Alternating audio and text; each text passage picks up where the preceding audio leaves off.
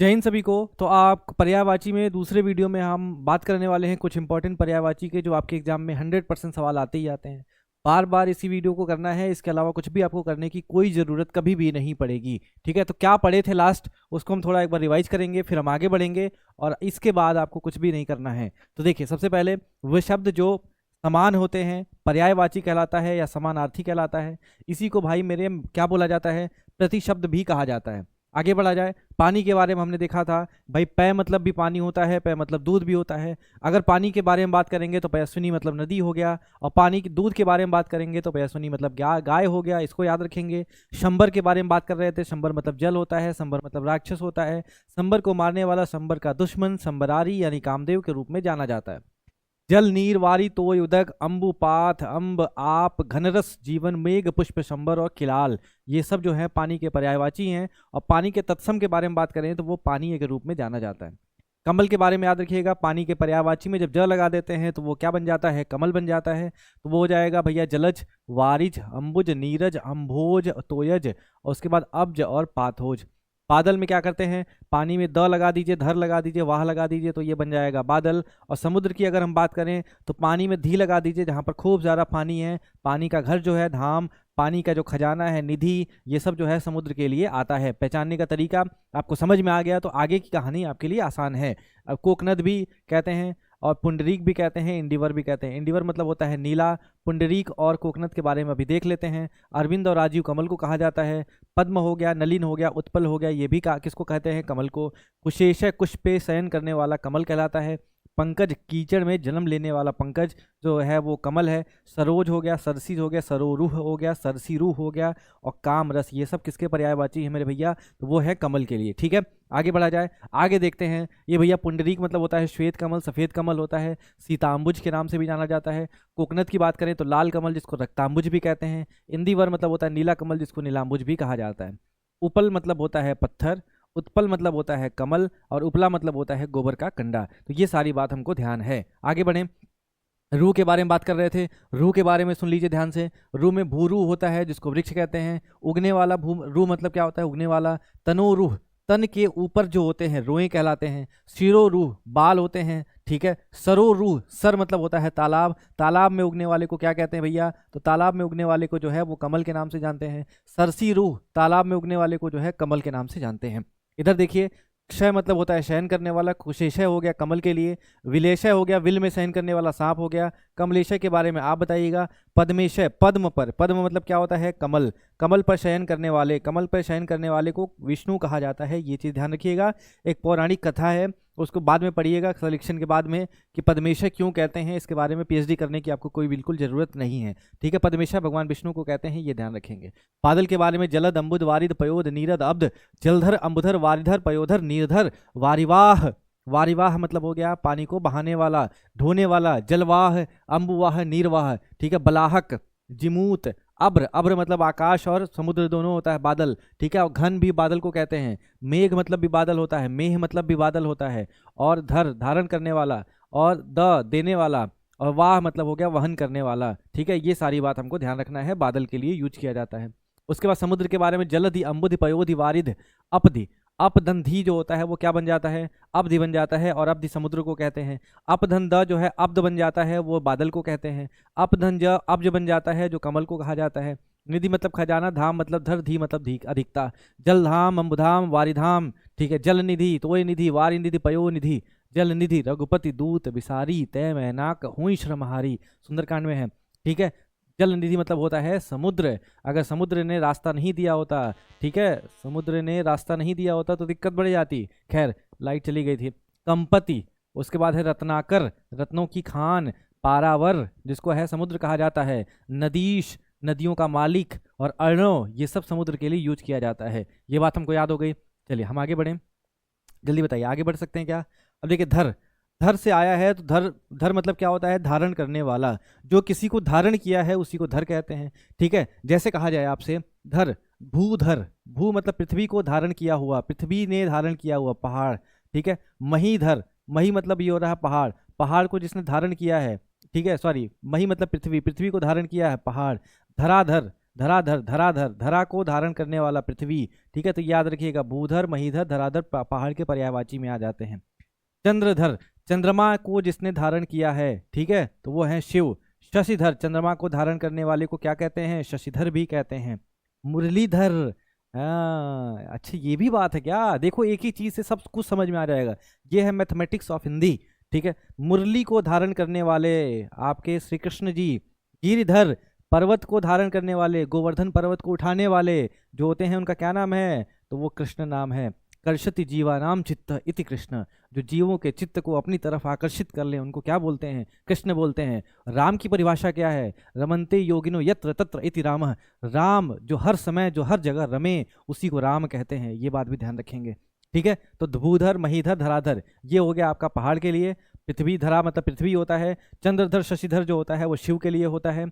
और अगर बात करें हम आपसे जलधर, जल को धारण करने वाला। धाराधर, धारा मतलब क्या होता है? जल, जल को धारण करने वाला। तो धाराधर और जलधर जो है वो बादल को कहा जाता है। आप भी बना लेंगे सारे लोग, ऐसे ही नोट्स बनाएंगे, पर्यायवाची को भी नए तरीके से पढ़ेंगे और इसके बाद खत्म कहानी। उसके बाद देखिए वज्रधर, वज्र मतलब होता है क्या? वज्र जो धन इंद्र का क्या है? वज्र, इंद्र क्या क्या है? हथियार। इंद्र, वज्र को धारण करने वाला इंद्र होते हैं। हलधर, हल को धारण करने वाले, हल हल लेके कौन चलता है? बलराम भैया चलते हैं।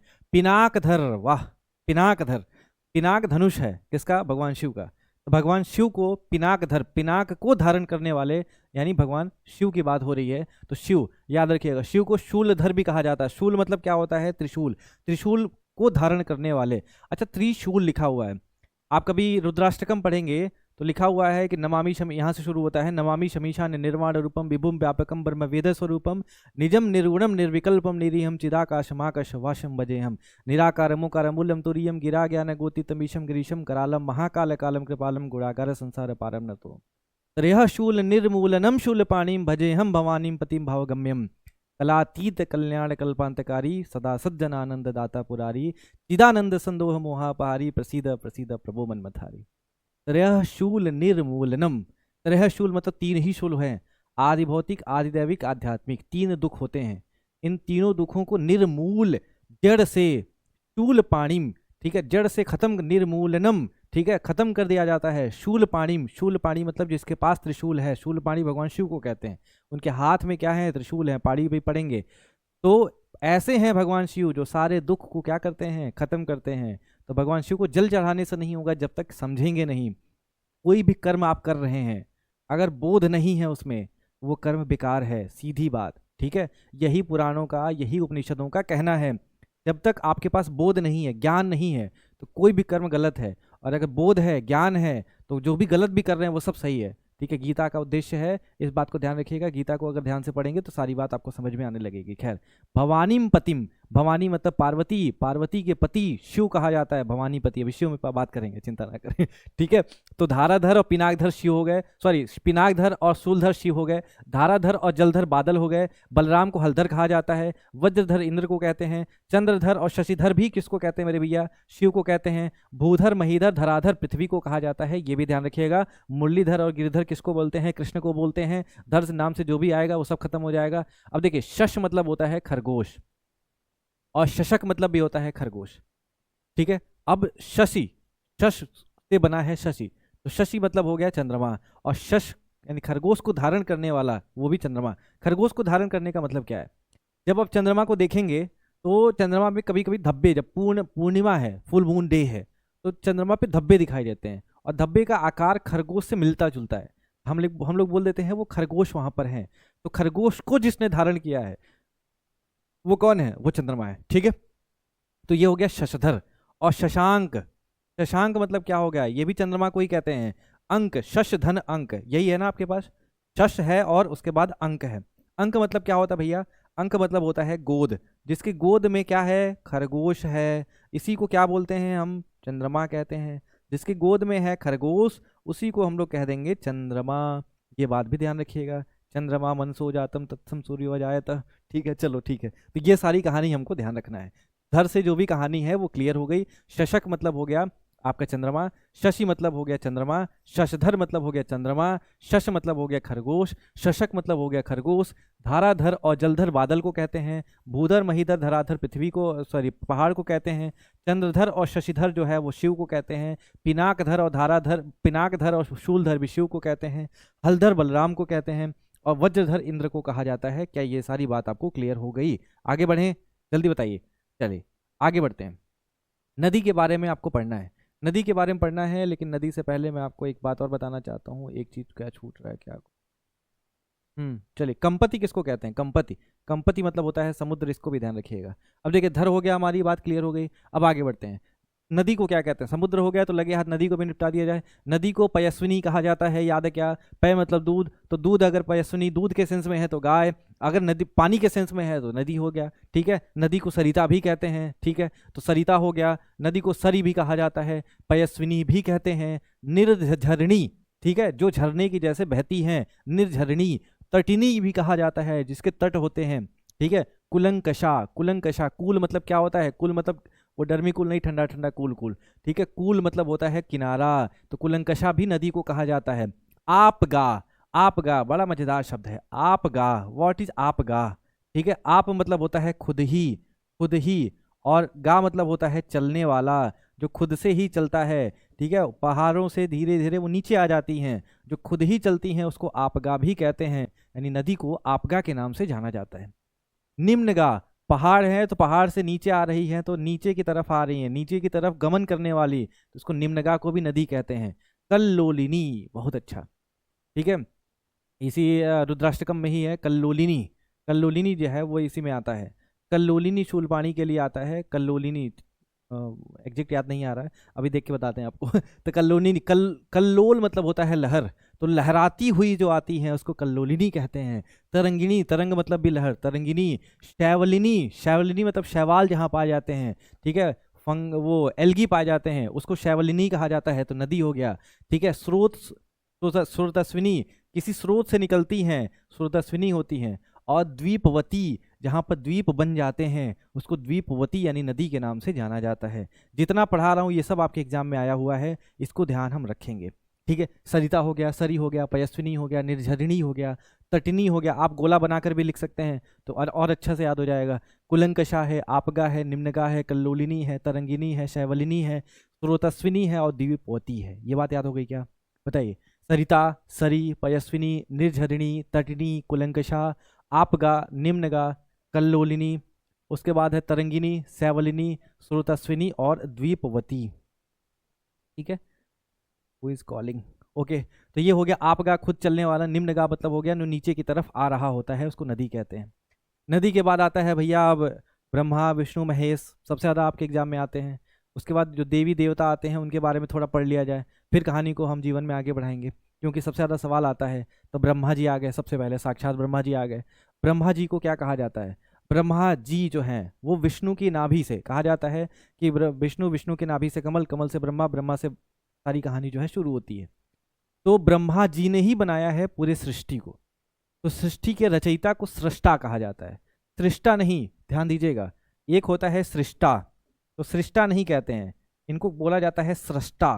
तो ये बात याद रखिएगा, ये अशुद्धि वर्तनी अशुद्धि में पूछा जाता है। सृष्टा, सृष्टा यानी सृष्टि को बनाने वाले, तो ये हो गए भगवान ब्रह्मा, ठीक है। उसके बाद कहा जाता है, कहानी आती है कि भगवान विष्णु की नाभि से निकलता है गोल्ड, सोना। सोना अंडा के जैसा होता है, वो सोना जब फूटता है तो भगवान ब्रह्मा प्रकट होते हैं। हिरण्य मतलब हो गया गोल्ड, गर्भ मतलब हो गया वही गर्भ, तो यानी वो अंडे से निकले हैं, तो अंडज भी कहते हैं। अंड मतलब होता है अंडा, ज मतलब जन्म लेने वाला, तो ब्रह्मा को अंडज भी कहते हैं, और ब्रह्मा को हिरण्य गर्भ भी कहा जाता है। हिरण्य मतलब क्या होता है? गोल्ड, सोना, ठीक है, तो ये याद रखिएगा। हिरण्य गर्भ भी ब्रह्मा को कहेंगे, अंडज भी ब्रह्मा को कहेंगे। पद्म, भगवान विष्णु की नाभि से निकला है कमल, और कमल से निकले हैं ब्रह्मा, तो पद्म मतलब होता है कमल, और उद्भव मतलब होता है निकलना, तो पद्मोद्भव, पद्मोद्भव भी किसको कहते हैं भैया? ब्रह्मा जी को कहा जाता है, ठीक है। और अब्ज योनि, अब जो मतलब होता है कमल, और अप धन ज, अप मतलब पानी, ज मतलब जन्म लेने वाला। देखो मजा आ रहा है ना, कल याद है तो याद रहेगा आज का। अप मतलब पानी, ज मतलब जन्म लेने वाला। पानी जो में जो जन्म लिया कमल, कमल के योनि, कमल से जो पैदा हुआ उसका नाम है ब्रह्मा। ठीक है, कमलोद्भव, कमल से निकला हुआ, कमलोद्भव भी ब्रह्मा को कहते हैं। अज, अज मतलब होता है जो जन्म लिया ही नहीं है, या जो कभी मतलब सबसे बड़ा है उसको अज कह देते हैं। ये बात याद हो गई। उसके बाद पितामह भी इन्हीं को कहा जाता है। न भगवान विष्णु की नाभि से कमल, कमल से निकले हैं ब्रह्मा, तो उनको नाभि जन्मा भी कहते हैं, नाभि से निकला हुआ, तो नाभि जन्मा भी भगवान ब्रह्मा को कह दीजिए।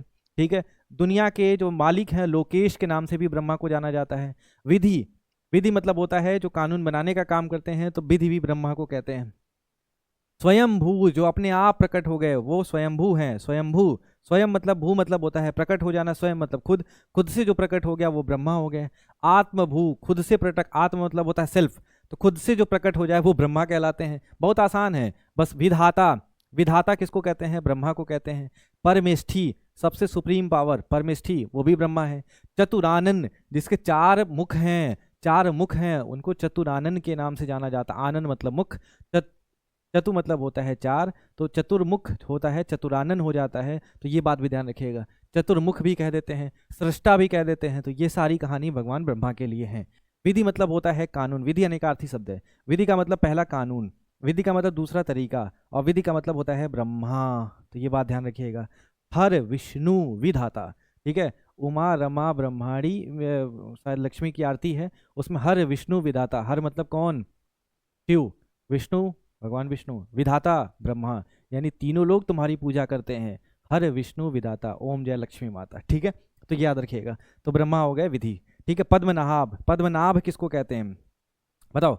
पद्मनाभ, यहाँ पे हमने क्या लिखा था? नाभि जन्मा, नाभि जन्मा, नाभि से जो जन्म लेता है, पद्म से जो जन्म लेता है। और पद्मनाभ, जिसके नाभि में क्या है? कमल, और उसी कमल से निकले हैं भगवान ब्रह्मा। तो कमल किसके नाभि में था? भगवान विष्णु के। और विष्णु के नाभि में अगर कमल है तो पद्मनाभ है, तो कमलनाभ भी कह देंगे, तो क्या बुराई है? ये है कहानी, दिस इज द कहानी। अगर ये याद रहेगा तो जिंदगी आपके लिए आसान हो जाएगी। तो ये है ब्रह्मा के बारे में। ब्रह्मा को विरंची के नाम से भी जाना जाता है। ठीक है, विरंची। ठीक है, ये बात भी ध्यान रखिएगा। विरंची पे तुलसीदास ने खूब दोहे लिखे हैं। ठीक है, तो ये बात भी याद रखेंगे आप, तो ध्यान रखिएगा। ठीक है, तो ब्रह्मा के बारे में सारी बात क्लियर हो गई। आगे बढ़े? क्या ब्लर हो रहा है क्या? नहीं, ठीक है, आगे बढ़े। चलिए, अब आगे भगवान ब्रह्मा हो गए तो उसके बाद विष्णु कैसे छूट जाए? विष्णु शिव एक साथ हो जाए। चलिए विष्णु के बारे में, अब विष्णु के बारे में याद रखना है तो पाणी याद रखिएगा। चक्र पाणी सबसे पहले कहा जाता है। पाणी मतलब होता है हाथ, चक्र मतलब सुदर्शन चक्र। जिसके हाथ में है क्या? सुदर्शन चक्र, उसको क्या कहते हैं? विष्णु कहते हैं। तो यहाँ पे थोड़ा ध्यान दीजिएगा। तो पाणी पहले क्लियर कर लीजिए। पाणी मतलब होता है हाथ, तो चक्र पाणी जिसके हाथ में है चक्र वो हो गया भगवान विष्णु।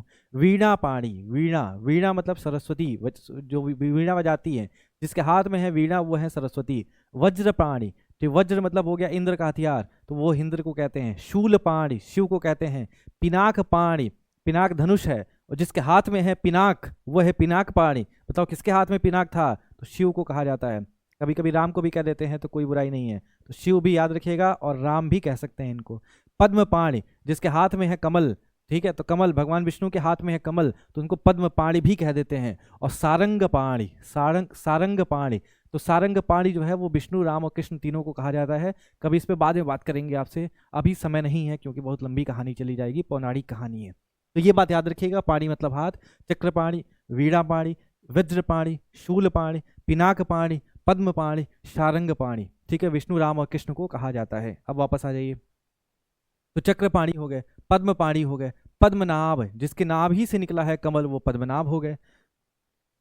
अब पद्मेशय, एक पुराण में जिक्र आता है कि भगवान विष्णु जो है वो कमल पे सोते थे। कमल का जो था, कमल का एक आसन होता था, उसी पे सोते थे। तो कमल पे सोने वाले को क्या बोला जाता है? पद्मेशय, पद्म पर शयन करने वाला। उसके बाद देखिए, उसके बाद आपसे पूछा जाएगा चतुर्भुज, चार भुजाएं हैं, दो हाथ ये दो हाथ पीछे, तो चार भुजाएं हैं तो चतुर्भुज भी कह देते हैं।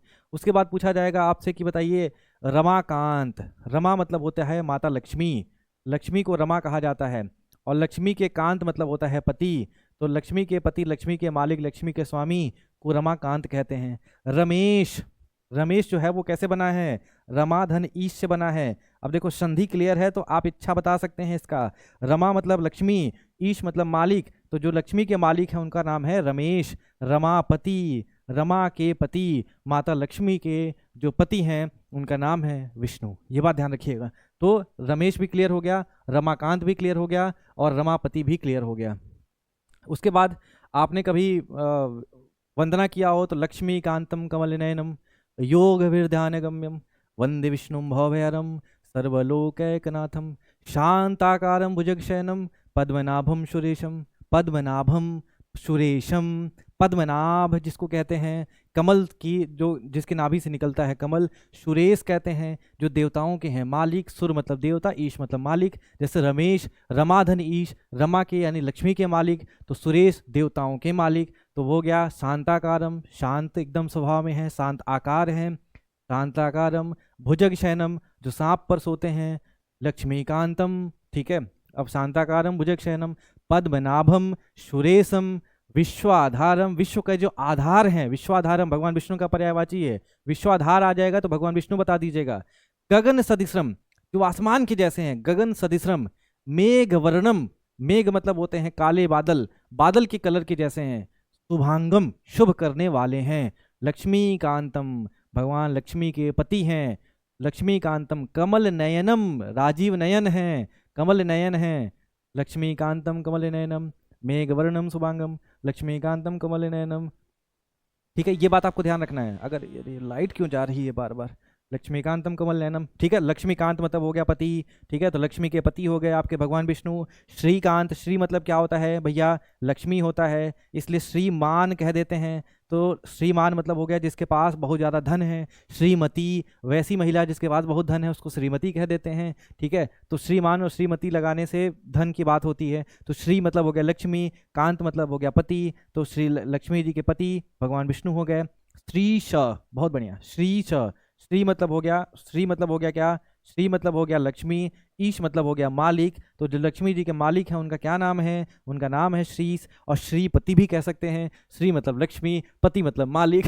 तो जो भगवान लक्ष्मी, सॉरी माता लक्ष्मी के मालिक जो हैं उनका नाम है भगवान विष्णु। ये बस सिंपल सी बात है, देख रहे हो सब कुछ आसान है। लक्ष्मीकांतम कमल नयनम योग ध्यान गम्यम वंदे विष्णुम भवभयहरम, ठीक है। वंदे विष्णुम भगवान विष्णु की वंदना करते हैं।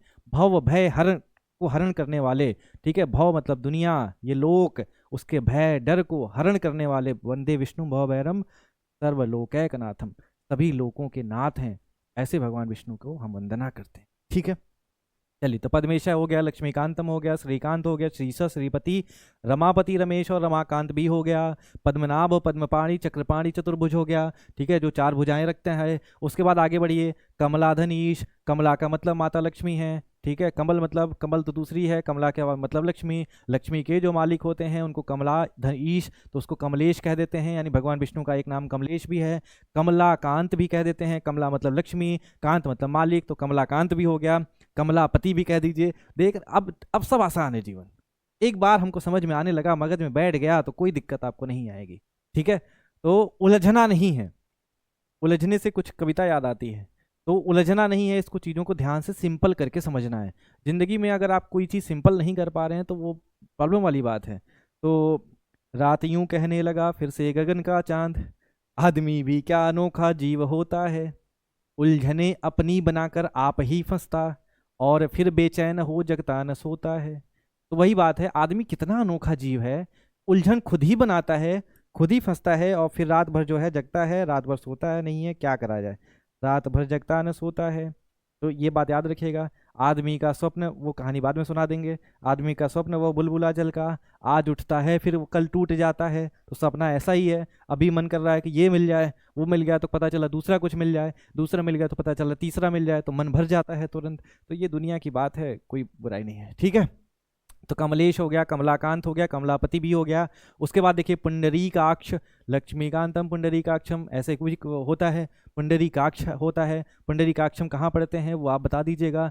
तो पुंडरीकाक्ष, ठीक है, पुंडरीक अक्ष, ठीक है, पुंडरीक अक्ष, पुंडरीक जो किसके ध्वज पर पुंडरीक हैं, तो ऐसे को भगवान विष्णु कहा जाता है। गरुण ध्वज, ठीक है। गरुण ध्वज, जिसके ध्वजा पे गरुण हैं, वो गरुण ध्वज हो गया। हरि कहा जाता है इन्हीं को, भगवान विष्णु को। नर नारायण, नारायण भी कहा जाता है। होता ये एक बार कि भगवान विष्णु ने पानी को बहा दिया, तो नार मतलब होता है पानी, अयन मतलब होता है क्या करना, अयन मतलब होता है कि जो उसका स्रोत होता है या बहाना। तो नारायण भी भगवान विष्णु को कहा जाता है, ये भी ध्यान रखिएगा, ठीक है। उसके बाद देखिए जनार्दन, लोगों का जो है वो कल्याण करने वालों को जनार्दन कहते हैं। अब उसके बाद आता है सर अच्युत, और ये पूरी कहानी आती है। तो थोड़ा ऋषिकेश कहा जाता है। What is Rishikesh? ऋषिकेश को एक बार समझते हैं। ऋषिकेश क्या होता है? हाँ, ऋषिक, ऋषिक मतलब होता है इंद्रिय, इंद्रियां, और इंद्रियों का जो मालिक है उसी को ऋषिकेश कहा जाता है। यही है भगवान विष्णु, सारी इंद्रियों के मालिक हैं भगवान विष्णु, इस बात को ध्यान रखिएगा, ठीक है। तो ये ऋषिकेश हो गया, इंद्रियों के मालिक को भगवान विष्णु कहा जाता है। और ऋषिकेश जो है, उसी वो ऋषिकेश, उत्तराखंड में ऋषिकेश था, ऋषिकेश मंदिर है, भगवान विष्णु का मंदिर है। अगर आप जाएंगे पुराने ऋषिकेश की तरफ, ओल्ड ऋषिकेश, तो वहाँ पर ऋषिकेश नाम का एक मंदिर है भगवान विष्णु का। और वो ऋषिकेश, ऋषिकेश होते हुए क्या बन गया, ऋषिक से बन गया वो ऋषि। और ऋषिकेश कोई शब्द नहीं होता है। ऋषि मतलब ऋषि, जो संत हैं, और केस मतलब हो गया बादल, बाल, तो संतों का बाल, ऐसा कुछ लॉजिक नहीं। ऋषिकेश से वो धीरे धीरे अपभ्रंश होता गया, टूटता गया, और क्या बन गया वो, ऋषिकेश बन गया, ऋषिकेश बन गया, ठीक है। ऋषिकेश किसका नाम है? तो भगवान विष्णु का नाम है। ये बात हो गया समझ में। अच्छा चलिए, कांत मतलब होता पति, तो भैया लक्ष्मीकांतम कमल नयनम, ठीक है, तो विष्णु को कह दिए, श्रीकांत भी कह दिए, रमाकांत भी कह दिए, उमाकांत, ठीक है। उमा रमा ब्रह्माणी, उमा मतलब हो गई माता पार्वती, रमा मतलब हो गई लक्ष्मी, ब्रह्माणी मतलब हो गई सरस्वती, ठीक है। उमा रमा ब्रह्माणी तुम ही जग माता, तुम ही हैं जो कल्याण करने वाले हैं। ऐसा नहीं है कि कोई तीन महिलाएं हैं और वो कल्याण करती हैं, ये एक प्रतीक मात्र है, इस बात को समझना है। तीन चीजें जीवन में है जो आपको कल्याण करती हैं, वो तीनों चीजों के बारे में आप कभी डीप डाउन पढ़ेंगे ना, बहुत सारी किताबें पढ़ेंगे आप, जब वेदांत की कुंजी से पुराणों की कहानियों को खोलेंगे ना, तो आपको सारी बात समझ में आने लगेगी, ठीक है। तो ये प्रतीक है बस। उमा रमा ब्रह्माणी, ठीक है। उमा कांत हैं कौन? शिव। शची, शची मतलब इंद्र की पत्नी, इंद्र की पत्नी शची होती हैं। शशिकांत जो होते हैं वो, शशिकांत नहीं, शचिकांत कौन है? इंद्र हैं। रतिकांत, रति जो है वो कामदेव की पत्नी है, तो रतिकांत हो गए, तो कामदेव हो गए। सीताकांतम, सीताकांत कौन हो गए? भगवान राम हो गए। तो ये बात भी ध्यान रखिएगा। रमाकांत भी आपको समझ में आ गया, ठीक है। अब भगवान शिव हैं और भगवान पार्वती, माता पार्वती हैं, ठीक है। तो माता पार्वती और भगवान शिव, भगवान शिव जो है वो प्रतीक है पुरुष के, और माता पार्वती किसकी प्रतीक है? तो वो प्रकृति की। पुरुष मतलब क्या? पुरुष मतलब वो सारे लोग, हम सब लोग, मतलब वो मेल फीमेल दोनों पुरुष की कैटेगरी में आते हैं। और प्रकृति मतलब ये पूरी दुनिया, इस दुनिया का मतलब पार्वती और शंकर शिव का बैलेंस नहीं होगा तो जिंदगी सबकी खराब चलेगी। यानी प्रकृति और पुरुष अगर बैलेंस नहीं रहेंगे तो जिंदगी ऐसी नहीं चलेगी। क्लाइमेट चेंज जो हो रहा है, प्रकृति के साथ हम खिलवाड़ कर रहे हैं। यहाँ पे शिव तांडव नहीं करेंगे तो बताइए क्या करेंगे। इसलिए शिव को विरूपाक्ष भी कहते हैं। सबकी आंख ऐसी होती है, उनकी आंख ऐसी है, विरूप अक्ष, ठीक है। तो ये सारी बात ध्यान रखिएगा। प्रकृति और पुरुष में अगर तालमेल नहीं होगा, ठीक है, सामंजस्य नहीं होगा, तो बर्बादी निश्चित है, और क्लाइमेट चेंज इसका एग्जाम्पल है। इस बात को ध्यान रखिएगा। चलिए आगे बढ़ते हैं। अभी धीरे धीरे आपको सारी बात दिमाग में पहुंच जाएगी, मगज में भर जाएगी। ऋषिकेश मतलब हो गया इंद्रियों के मालिक। अच्युत, च्युत मतलब क्या होता है? च्युत मतलब होता है हटा देना, निकाल देना। पदच्युत, पद से हटा देना, ठीक है। और अच्युत, अ मतलब होता है नहीं, च्युत मतलब होता है निकालना। तो जिसको हटाया नहीं जा सकता है वो अच्युतानंद है, ठीक है। तो भगवान विष्णु को अच्युत कहा जाता है। विश्व का भरण पोषण करने वाले विश्वंभर हो गए। मधु रिपु, मधु नाम के राक्षस का दुश्मन, रिपु मतलब होता है दुश्मन, तो मधु रिपु हो गए। मध्वरी, अरि मतलब होता है दुश्मन, मधु मतलब राक्षस, मधु राक्षस के जो दुश्मन है मध्वरी है। मधुसूदन, मधु मतलब होता है राक्षस, सूदन मतलब मारने वाला, तो मधुसूदन हो गए। धाता मतलब हो गया क्या? सबका कल्याण करने वाले, धाता हो गए। विधाता किसको कहते हैं? ब्रह्मा को। और अनंत किसको कहते हैं?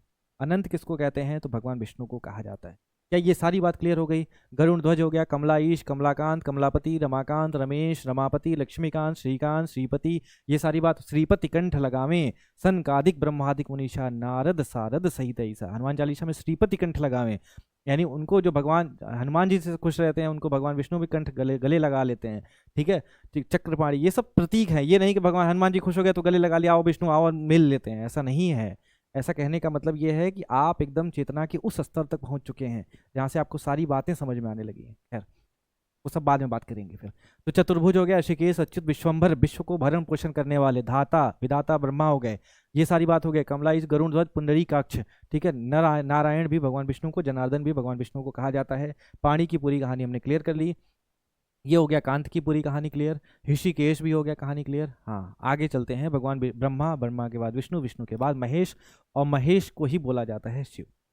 ठीक है, शिव और शंकर में क्या अंतर है ये बात आप बताइएगा। शंकर मतलब होता है शमन करता। किसका फोन आता रहता है? शंकर का मतलब होता है शमन करता। शमन जो करता है, जो किसी भी चीज को दबा देता है, जो तांडव कर देता है, ठीक है, उसको क्या बोला जाता है? उसको उसको क्या बोला जाता है? तो उसको बोला जाता है शिव। तो पुंडरीकाक्ष, कमल के समान। पुंडरीक मतलब होता है कमल, अक्ष मतलब होता है आंख। तो जिसको राजीव नयन कहते हैं, ठीक है, जिसको राजीव लोचन कहते हैं, जिसको कमल नयन कहते हैं, उसको पुंडरीकाक्ष भी कह दीजिए तो क्या बुराई है। अक्ष मतलब क्या होता है? यहाँ पे था ना, थोड़ा ध्यान से देखिएगा, यहाँ पर था आपके पास पुंडरीकाक्ष। पुंडरीकाक्ष हरि को, अक्ष मतलब होता है आंख, और पुंडरीक मतलब हो गया क्या? कमल। तो कमल जैसी आंख जिसकी है उसको पुंडरीकाक्ष कह दीजिए तो क्या बुराई है आपको? देख रहे हैं सब। पद्मेशय, जो पद्म पर सोता है, कमल पर सोता है, उसको पद्मेशय भी कह देते हैं। तो ये सारी कहानी आपको धीरे धीरे याद हो जाएगी, चिंता करने की आपको विशेष जरूरत नहीं है। तो मजा आ जाएगा पढ़ के, आपको बहुत आनंद भी आएगा। अब आता है शिव। शिव मतलब हो गए गंगाधर, गंगा को जो धारण किए हुए हैं, पहला नाम हो गया गंगाधर। ठीक है भैया। जटाधर, जटाओं को जो धारण किए हैं, जटाधर हो गया। चंद्रमा को जो धारण किए हैं, चंद्रधर हो गया। शशिधर, चंद्रमा को धारण करने वाले को शशिधर भी कहते हैं। चंद्रशेखर भी उन्हीं को कहा जाता है। विधुशेखर, विधु मतलब होता है चंद्रमा, शेखर मतलब होता है अपने शीश पर धारण किया हुआ, विधुशेखर भी कह देते हैं। चंद्रभाल, चंद्रमा को भाल मतलब ललाट पर लगाए हैं तो चंद्रभाल। तो ये देखिए, एक ही लाइन में आपको इतने नाम मिल गए। चंद्रशेखर हो गए, गंगाधर हो गए, गंगाधर शक्तिमान है, ये शक्तिमान ही गंगाधर है। ठीक है, जटाधर, चंद्रधर, शशिधर, विधुधर, चंद्रभाल, चंद्रशेखर, ये सारी कहानी किसकी है? तो भैया वो है भगवान शिव। ठीक है, उनके 3 नेत्र हैं। उनके 3 नेत्र हैं तो त्रिनेत्र भी कह दीजिए। ठीक है, त्रयंबक, अंब मतलब होता है आंख, त्रय मतलब 3, तो जिसके 3 आंख होते हैं उसको त्रयंबक कहा जाता है। आप महामृत्युंजय मंत्र में पढ़ते हैं, कैसे महामृत्युंजय मंत्र शुरू होता है? बताओ कैसे शुरू होता है महामृत्युंजय मंत्र? ठीक है, ओम त्र्यंबकम यजामहे सुगंधिम पुष्टिवर्धनम उर्वारुकमेव बंधनात् मृत्योर्मुक्षीय मामृतात्। मृत्यु से मोक्ष कर दीजिए, प्राप्त मोक्ष हटा दीजिए, हमको दूर कर दीजिए मृत्यु से, डर को खत्म कर दीजिए। उसको भगवान शिव का ये है आपका एक स्तुति है। तो त्र्यंबक हो गया। त्रिलोचन, 3 लोचन, लोचन मतलब आंख, 3 मतलब 3, तो जिसके 3 आंख हैं उसको क्या बोला जाता है? तो त्रिनेत्र, त्र्यंबक, त्रिलोचन, ये भी भगवान शिव को कहते हैं। गंगाधर, जटाधर, चंद्रधर, शशिधर, विधुशेखर, चंद्रबाल, चंद्रशेखर, ये भी भगवान शिव को कहते हैं। ललाटाक्ष, ललाट ये माथा है, और अक्ष मतलब आंख, जिसके ललाट पर आंख है उसको ललाटाक्ष कह देते हैं। विरूपाक्ष, सबकी आंख ऐसी होती है, इनकी आंख ऐसी है, तो विरूप है, रूप ऐसा नहीं है, गंदा है, खराब है, अलग है सबसे, तो ऑड वन आउट कर दीजिए तो विरूपाक्ष हो गया। और विरूपाक्ष के लिए हिस्ट्री में आप जानते हैं, जो विरूपाक्ष के नाम पे शासन करते थे उनका नाम था कृष्णदेवराय, यानी संगम डायनेस्टी।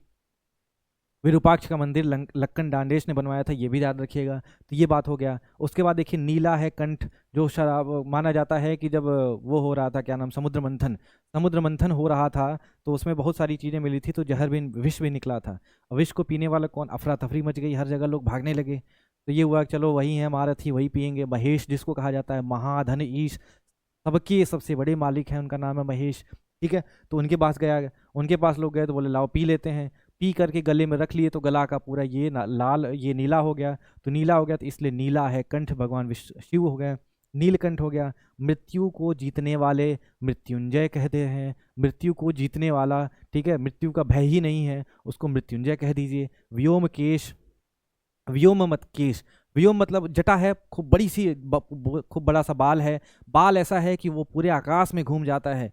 तो व्योम मतलब आकाश, केश मतलब होता है बादल, तो आकाश जैसे जो उनके बादल बाल हैं उनको बोलते हैं व्योमकेश। तो ये हो गया नीलकंठ, मृत्युंजय और व्योमकेश। क्या याद हो रहा है आपको? तो नीलकंठ, मृत्युंजय और व्योमकेश किसको कहते हैं? तो शिव को कहते हैं। उसके बाद देखिए शीतिकंठ, शीतिकंठ नीला है कंठ। गिरीश, गिरी का मालिक, ठीक है। ग्रीस, ठीक है, चाहे गिरीश बोलिए चाहे ग्रीस बोलिए, दोनों एक ही हैं, दोनों अलग अलग शब्द हैं लेकिन एक ही अर्थ हैं, भगवान शिव को कहते हैं। विरूपाक्ष हो गया, ललाटाक्ष हो गया। त्रिनेत्र, त्र्यंबक, त्रिलोचन, गंगाधर, जटाधर, चंद्रधर, शशिधर, विदुशेखर, चंद्रबाल और चंद्रशेखर, ये सब शिव के लिए होता है। उसके बाद आता है भव। भव भी किसको बोलते हैं? शिव को बोलते हैं। कभी आपने अगर श्लोक पढ़ा हो, कर्पूर गौरम करुणावतारम, कर्पूर गौरम यानी कपूर के जैसे गोरे हैं, करुणा के अवतार हैं, करुणा के अवतार, सबसे ज़्यादा दया उनके पास है। कर्पूर गौरम करुणावतारम, संसार सारम भुजगेंद्रहारम, ठीक है, संसार के सार हैं, वहाँ तक पहुँचना सबका उद्देश्य है। भुजगेंद्रहारम है, भुजगेंद्र मतलब वह सांपों को भी कल्याण कर देते हैं। सदा वसंतम, जो हमेशा खुश रहते हैं, हमेशा मन में रहते हैं, मस्त रहते हैं। हृदयारविंदे, ठीक है, हृदय रूपी अरविंद में, हमारे हृदय में। भवम भवानी, हमारे हृदय में है। भवम भवानी, भवम मतलब होता है शिव, भवानी मतलब होता है पार्वती। सहितम नमामि, यानी हम शिव और पार्वती सहित सबकी वंदना करते हैं। नमामि मतलब नमस्कार करते हैं। तो कर्पूर गौरम करुणावतारम, तो क्या मैं इनको कर्पूर गौर नहीं कह सकता हूँ? बिल्कुल कह सकता हूँ, ठीक है। तो भव बोल दिया इनको। भवानी जो होते हैं उनका नाम है क्या? तो भवन भवानी नहीं, भवम भवानी, ठीक है। तो भव होता है। धुर्जटी और कपर्दी, ये आया हुआ है उत्तराखंड पीसीएस में सवाल, पीसीएस में सवाल आ चुका है। धुर्जटी और कपर्दी, ये भी भगवान शिव को कहा जाता है। धुर्जटी और कपर्दी, अब इसके बारे में क्या कहानी है ये बाद में कभी बात करेंगे, ठीक है। तो धुर्जटी और कपर्दी याद रखेंगे, शिव को कहते हैं। विशाल जटा वाले हैं, इसी वजह से धुर्जट या कपर्दी कहते हैं, ठीक है। और इन्हीं को व्योमकेश भी कहते हैं। इसी को जो है आप और क्या बोल देते हैं? जटाधर भी बोल देते हैं। धुर्जटी और कपर्दी याद रखिएगा। उसके बाद देखिए भगवान शिव को कामारी भी कहते हैं और कामरिपु कहते हैं, यानी जो कामदेव हैं। कामदेव के दुश्मन कौन है? कामदेव डिस्टर्ब करते थे हमेशा शिव को, तो कामदेव को भी जला दिया। तो कामदेव के जो दुश्मन हैं कामारी, कामअरी, कामदेव के दुश्मन कामारी हो गया। और कामरिपु, काम के दुश्मन, ठीक है। तो कामार, काम दुश्मन, तो कामरिपु कहते हैं, वो भी किसको कहते हैं? शिव को कहते हैं। त्रिपुरारी, त्रिपुरारी मतलब क्या होता है? देखो त्रिपुर नाम का एक राक्षस था, उस राक्षस ने बहुत सुरों को परेशान कर दिया। सुर, असुर नहीं, सुर मतलब देवताओं को। सुरेश किसको कहते हैं? इंद्र, देवताओं के राजा को, ठीक है। तो सुरेश भगवान विष्णु को भी कहते हैं। तो त्रिपुरारी, त्रिपुर के अरि, त्रिपुर को राक्षस को मारने वाले का क्या नाम है? शिव नाम है, तो इनको त्रिपुरारी के नाम से भी जाना जाता है। उसके बाद देखिए, उसके बाद आता है शर्व। शर्व भी किसको कहते हैं? भगवान शिव को। शंकर, शमन करने वाले भगवान शिव को। ईशान भी किसको कहते हैं? ईशान के बारे में अगर हम आपसे बात करें, ईशान भी भगवान शिव को कहा जाता है। अच्छा एक बात बताइए, ईशान कोण भी होता है, कोण के बारे में, डायरेक्शन के बारे में क्लियर है क्या? उत्तर दक्षिण, उत्तर दक्षिण, पूरब पश्चिम, ये हो गया। ये होता है ईशान कोण, ये होता है नैऋत्य कोण, ये होता है आपका आग्नेय कोण, और ये होता है वायव्य कोण, ठीक है। तो ये बात भी ध्यान रखिएगा। चलिए, तो ये बात हमको समझ में आ गई। तो ईशान हो गया, सर्व हो गया, शंकर हो गया, गंगाधर, जटाधर, चंद्रधर, शशिधर, चंद्रशेखर, विदुधर, चंद्रभाल। उसके बाद त्रिनेत्र, त्र्यंबक, त्रिलोचन, ललाटाक्ष, विरूपाक्ष, शीतिकंठ, गिरीश, गिरीश, और व्योमकेश, मृत्युंजय, नीलकंठ, कामारी, कामरिपु, धुर्जटी, कपर्दी, विशाल जटा वाले, त्रिपुरारी, ईशान, सर्वशंकर, समन करता वाले, क्या नाम है इनका? भगवान शिव नाम है, ये भी ध्यान रखिएगा, ठीक है। आगे बढ़े, चलिए तो आगे बढ़ सकते हैं, और आगे बढ़ते हैं तो माता लक्ष्मी आ जाती हैं। हमने ब्रह्मा विष्णु महेश तीनों कर लिया है। इसके बाद आती हैं लक्ष्मी, सरस्वती और दुर्गा, यानी इनके बारे में भी हमसे बात करने की ज़रूरत है। चलो, लक्ष्मी भगवान विष्णु की क्या है? देखो, विष्णु की जो है पत्नी, तो विष्णु पत्नी भी किसको कहते हैं? लक्ष्मी को। पद्म, पद्म मतलब होता है कमल। कमल पे कौन बैठे हैं? तो बताओ कौन बैठे हैं? कौन बैठा है? अरे भैया, पद्म पर कौन बैठा है? तो ब्रह्मा बैठे हैं। अब पद्मा बोल दिया जाए, ठीक है, तो ये जब आ लग जाता है तो वो फीमेल के लिए यूज किया जाता है, तो वो पद्मा कौन हो गई? माता लक्ष्मी हो गई। कमल, कमला, कमला कौन किसको हो गया? किसको बोला जाता है? लक्ष्मी को बोला जाता है। जैसे धन, ध्यान से देखिएगा, धन को देने वाला अगर कोई पुरुष है तो धनद कहेंगे, अगर कोई महिला है तो धनदा कहते हैं, ये बात ध्यान रखिएगा। आ लगा देते हैं तो वो क्या बन जाता है? फेमिनिन जेंडर बन जाता है, स्त्रीलिंग बन जाता है, ठीक है। तो पद्मा और कमला किसको कहते हैं बताओ? लक्ष्मी को। तो कमला धन ईश क्या होता है भैया? कमलेश होता है, ये बात भी ध्यान हो गई। चलिए, हरिप्रिया, भगवान विष्णु के जो प्रिय हैं, प्रिय, प्रिय कोई है तो पुरुष है, और प्रिया कोई है तो वो स्त्री है, ठीक। विष्णु प्रिया, हरिप्रिया, विष्णु प्रिया, ये बात ध्यान रखिएगा। रमा किसको कहते हैं? माता लक्ष्मी को कहते हैं। पद्मालया, पद्मालया, पद्मालया भी किसको कहते हैं? तो भैया पद्म जिसका घर है, माता लक्ष्मी हमेशा पद्मासना हैं, ठीक है, पद्म पे ही बैठी रहती हैं, कमल पे बैठी रहती हैं, तो पद्मालया भी भगवान लक्ष्मी, माता लक्ष्मी को कहा जाता है, ठीक है। विष्णुपति हो गया, श्री मतलब हो गया क्या, लक्ष्मी धन देने वाली, तो धनदा भी कह देते हैं, धन को देने वाली धनदा कह देते हैं, धन दा, धंधा नहीं, ठीक है। इंदिरा बहुत फेमस नाम, इंदिरा, इंदिरा भी जो है इंदिवर से बना है, इंदिरा मतलब हो गया माता लक्ष्मी, ठीक है, इसको ध्यान रखिएगा। उसके बाद लोक माता, दुनिया की जो माँ है लोक माता, लोक जननी, दुनिया का जनन करने वाली, दुनिया का पालन पोषण करने वाली माता लक्ष्मी है, बिना धन के किसी का काम नहीं चलता है, ये बात भी ध्यान रखिएगा। सिंधुजा, सिंधु मतलब होता है क्या, समुद्र, समुद्र से जन्म लेने वाली, समुद्र से कैसे जन्म लेने वाली, जब वो हो रहा था समुद्र मंथन, समुद्र मंथन हो रहा था तो माता लक्ष्मी उसी में से प्रकट हुई थी, तो समुद्र से जन्म लेने वाली क्या कहलाती हैं, सिंधुजा कहलाती हैं। अगर सिंधुजा है तो सिंधु सुता भी कह दीजिए, समुद्र की बेटी है, कोई दिक्कत नहीं है, सुता मतलब बेटी, सूत मतलब पुत्र, सूती सूता मतलब पुत्री, तो सिंधु सुता भी हो गया, कोई दिक्कत नहीं है। उदधि सुता भी कह सकते हैं पानी से, समुद्र सुता भी कह सकते हैं, कोई दिक्कत नहीं है। उसके बाद आता है आपका क्षीरोद तनया, क्षीरोद तनया, क्षीर सागर में तनय करने, तनय तनया मतलब बेटी, तो जो समुद्र से ही निकली हैं तो इनको क्षीरोद तनया भी कह देते हैं। उसके बाद भार्गवी एक नाम आता है, ये बात ध्यान रखिएगा, माता लक्ष्मी का नाम है भार्गवी, माता लक्ष्मी का नाम है भार्गवी, ठीक है। पद्मालया, सिंधुजा, सिंधुसुता, इंदिरा, लोकमाता, लोकजननी, पद्मा, कमला, विष्णुपत्नी, श्री, धंधा, विष्णुप्रिया, हरिप्रिया, उदधि सुता, समुद्र सुता से क्षीरोद तनया, ठीक है, ये भार्गवी हो, ये सब माता लक्ष्मी के पर्यायवाची के रूप में जाने जाते हैं। क्या ये बात आपको क्लियर हुई, थक गए क्या, जल्दी बताइए, क्लियर हुआ कि नहीं क्लियर हुआ, हाँ बताएं सर क्लियर हुआ क्या, आगे बढ़ें। चलिए, तो माता लक्ष्मी हो गई, अब आगे बढ़ते हैं। आगे हमारे पास हैं कमलासन, कमलासन, कमल पर आसन लगाए हुए ब्रह्मा जी हैं, जिनको विधाता कह देते हैं, और कमलासना, कमल पर आसन लगाई हुई महिला, ठीक है, तो माता लक्ष्मी हो गई, ठीक है। अगर ये हो गए क्या, पिताजी ब्रह्मा तो माता जी लक्ष्मी, तो कमलासन ब्रह्मा को कहते हैं, और कमलासना किसको कहते हैं, माता लक्ष्मी को कहते हैं, ये बात ध्यान रखिएगा, ठीक है। द और दा, द मतलब होता है पुरुष, दा मतलब होता है महिला, ठीक है, तो द ये देने के सेंस में, तो शुभ दा, शुभ को देने वाली, यशोदा, यशोदा यहाँ बनता है यशधन दा, यशधन दा, यश को देने वाली, प्रसिद्धि को देने वाली, नेम फेम बढ़ाने वाली यशोदा कहलाती है। धनद, धन को देने वाला कुबेर होते हैं भैया, और धन दा, धन को देने वाली माता लक्ष्मी श्री कहलाती हैं।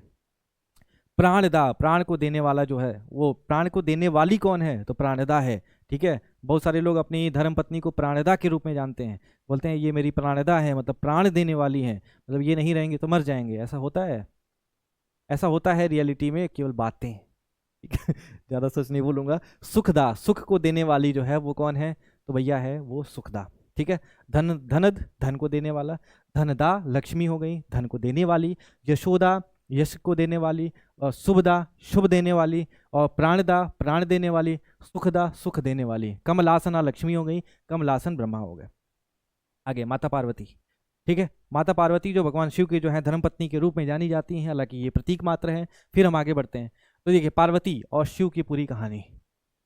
पार्वती को उमा के नाम से जाना जाता है, उमा रमा ब्रह्माणी तुम ही जग माता, सूर्य चंद्रमा ध्यावत, जिसको सूर्य और चंद्रमा जो है वो नमस्कार करते हैं, ध्याते हैं, नारद ऋषि गाता, और नारद ऋषि जो है वो आपकी वंदना करते हैं, वो आपके बारे में कुछ कहते हैं। तो उमा हो गई, शिव से बनी है तो शिव की हैं, और शिव की धर्मपत्नी है तो शिवा हो गई। तो कभी भी कोई भी शिवा अपने आप को पुरुष ना लिखें, शिवा का मतलब माता पार्वती होता है, ठीक है। शिवानी भी हो गई, शिव हो गई तो शिवानी भी हो गई, ठीक है, ये भी याद हो गया। अपर्णा के नाम से भी पार्वती को जाना जाता है, कोई दिक्कत नहीं है। शैल पुत्री हैं, शैल यानी पहाड़ों से पर्वत से जन्म हुआ है तो शैलजा भी कह देते हैं, शैलज नहीं कहेंगे। शैलज क्यों नहीं कहेंगे, क्योंकि वो पुरुष नहीं है, महिला है, ठीक है, महिला मतलब स्त्रीलिंग है, स्त्रीलिंग है तो शैलजा कह देते हैं, शैलपुत्री कह देते हैं, गिरिजा कह देते हैं, गिरि तनया कह देते हैं, तनय मतलब पुत्र, तनया मतलब पुत्री। हिमवत या हिमवान की पुत्री होने की वजह से इनको हेमवती के नाम से जानते हैं। कौन सा वती, हेमवती, कौन सा वती भैया, हेमवती के नाम से जानते हैं, ये बात भी हमको ध्यान रहना चाहिए। हिमवत या हिमवान यानी पहाड़ यानी पर्वत की पुत्री होने की वजह से इनको हेमवती के नाम से जानते हैं, ठीक है, ये बात हो गया क्लियर। तो शैलजा, शैलपुत्री, गिरिजा, गिरितनया, हेमवत, हेमावती, हेमावती ने हेमवती, शिव, शिवानी, उमा, और ये पार्वती और शिव, सारी बात हो गई। उसके बाद आता है रुद्राणी, रुद्राणी, रुद्र, रुद्र मतलब शिव, शिव से जो निकली हैं रुद्राणी हो गई। और अगर भगवान शिव, जिनको कर्पूर गौरम कहा जाता है, अगर वो गौर हैं तो उनकी हस्बैंड उनकी उनकी वाइफ का क्या नाम हो गया? गौरी। तो गौरी किसको कहते हैं? तो गौरी पार्वती माता को कहते हैं। शर्वाणी, शर्व मतलब कौन? शिव। और शर्वाणी मतलब कौन? पार्वती। सर्व मंगला, सभी प्रकार के मंगल को करने वाली, ठीक है। सर्व मंगल मांगल्ये शिवे सर्वार्थ साधिके शरण्य त्र्यंबके गौरी नारायणी नमोस्तुते। अगर नारायण नारायण विष्णु हैं तो नारायणी लक्ष्मी को कहा जाता है। सर्व मंगल का मांगल, सर्व मंगल को मंगल करने वाली, सभी प्रकार के मंगल करने वाली, सर्व मंगल मांगल्य, तो सर्व मंगला जो है वो पार्वती को कहा जाता है। मृडानी रुद्राणी शिव, शिव जपता, शिव जो है वो मृडानी और रुद्राणी बार बार जपते रहते हैं, मतलब इनका नाम बार बार लेते रहते हैं। तो ये आता है आपका, जब आप कभी वो पढ़ेंगे दुर्गा सप्तशती, दुर्गा सप्तशती में लास्ट में जब जाएंगे तो वहाँ पे क्षमा का एक वो आता है कि भैया गलती कोई हुई हो तो क्षमा कर दीजिएगा। उसमें एक लाइन आता है, मृडानी रुद्राणी शिव, शिव जपता, यानी शिव जो है वो हमेशा जो है मृडानी रुद्राणी नाम लेते रहते हैं, यानी अपने धर्मपत्नी का नाम लेते रहते हैं। तो मृडानी जो है वो किसको कहते हैं? वो पार्वती को कहते हैं। रुद्राणी किसको कहते हैं? पार्वती को। शर्वाणी किसको कहते हैं? पार्वती। सर्वमंगला किसको कहते हैं? पार्वती। कात्यायनी, कात्यायनी भी पार्वती को कहा जाता है। दुर्गा भी पार्वती को कहा जाता है। उमा भी पार्वती को कहा जाता है। शिवा, शिवानी, अपर्णा, शैलजा, शैलपुत्री, गिरिजा, गिरितनया, हिमो और हेमवती, ये सब पार्वती के पर्यायवाची के रूप में देखे जाते हैं। क्या ये बात आपको क्लियर हुई? किसी को कोई समस्या, कोई जीवन की परेशानी हो तो बेझिझक आप बता सकते हैं, कमेंट में लिख दीजिएगा अगर मामला अच्छा चल रहा हो तो। ये बात अगर मैं पूरी गारंटी के साथ बताना चाहता हूँ तो ऐसी क्लास आपको यूट्यूब पे नहीं मिलेगी, एक साथ इतना कंसोलिडेशन नहीं मिलेगा। मिलेगा भी तो इधर उधर स्कैटर्ड है सब कुछ। मैंने वही शब्द रखे हैं, वही वर्ण रखे हैं जो आपके एग्जाम में आते हैं, जिसको मैं समझा पाता हूँ। बात समझाने की नहीं है, बात ये कि एग्जाम में आते हैं, जैसे कुछ नहीं भी आता है, अपर्णा एग्जाम में आता है जिसको मैं समझा नहीं पाता हूँ, जो कि है तो बहुत ऊंची बात, लेकिन वो इतनी कहानी बताने में समय बहुत लगेगा, घंटा भर लग जाएगा, वो कहानी अपर्णा क्यों नाम आता है। तो उससे अच्छा है कि अपर्णा याद ही कर लें, कुछ चीज़ें छोड़ भी दें, कुछ जो है लिंकेज बना लें। कात्यायनी, शैलपुत्री, शैलतनया, हेमवती, ठीक है, मृदाणी, रुद्राणी, ये सारी बात हमको याद होनी चाहिए ताकि समझ हो जाए, ताकि हम अपने आंसर को सही करके आगे निकल पाए। चलिए, तो ये बात ध्यान रखिएगा। सरस्वती की बात कर लें।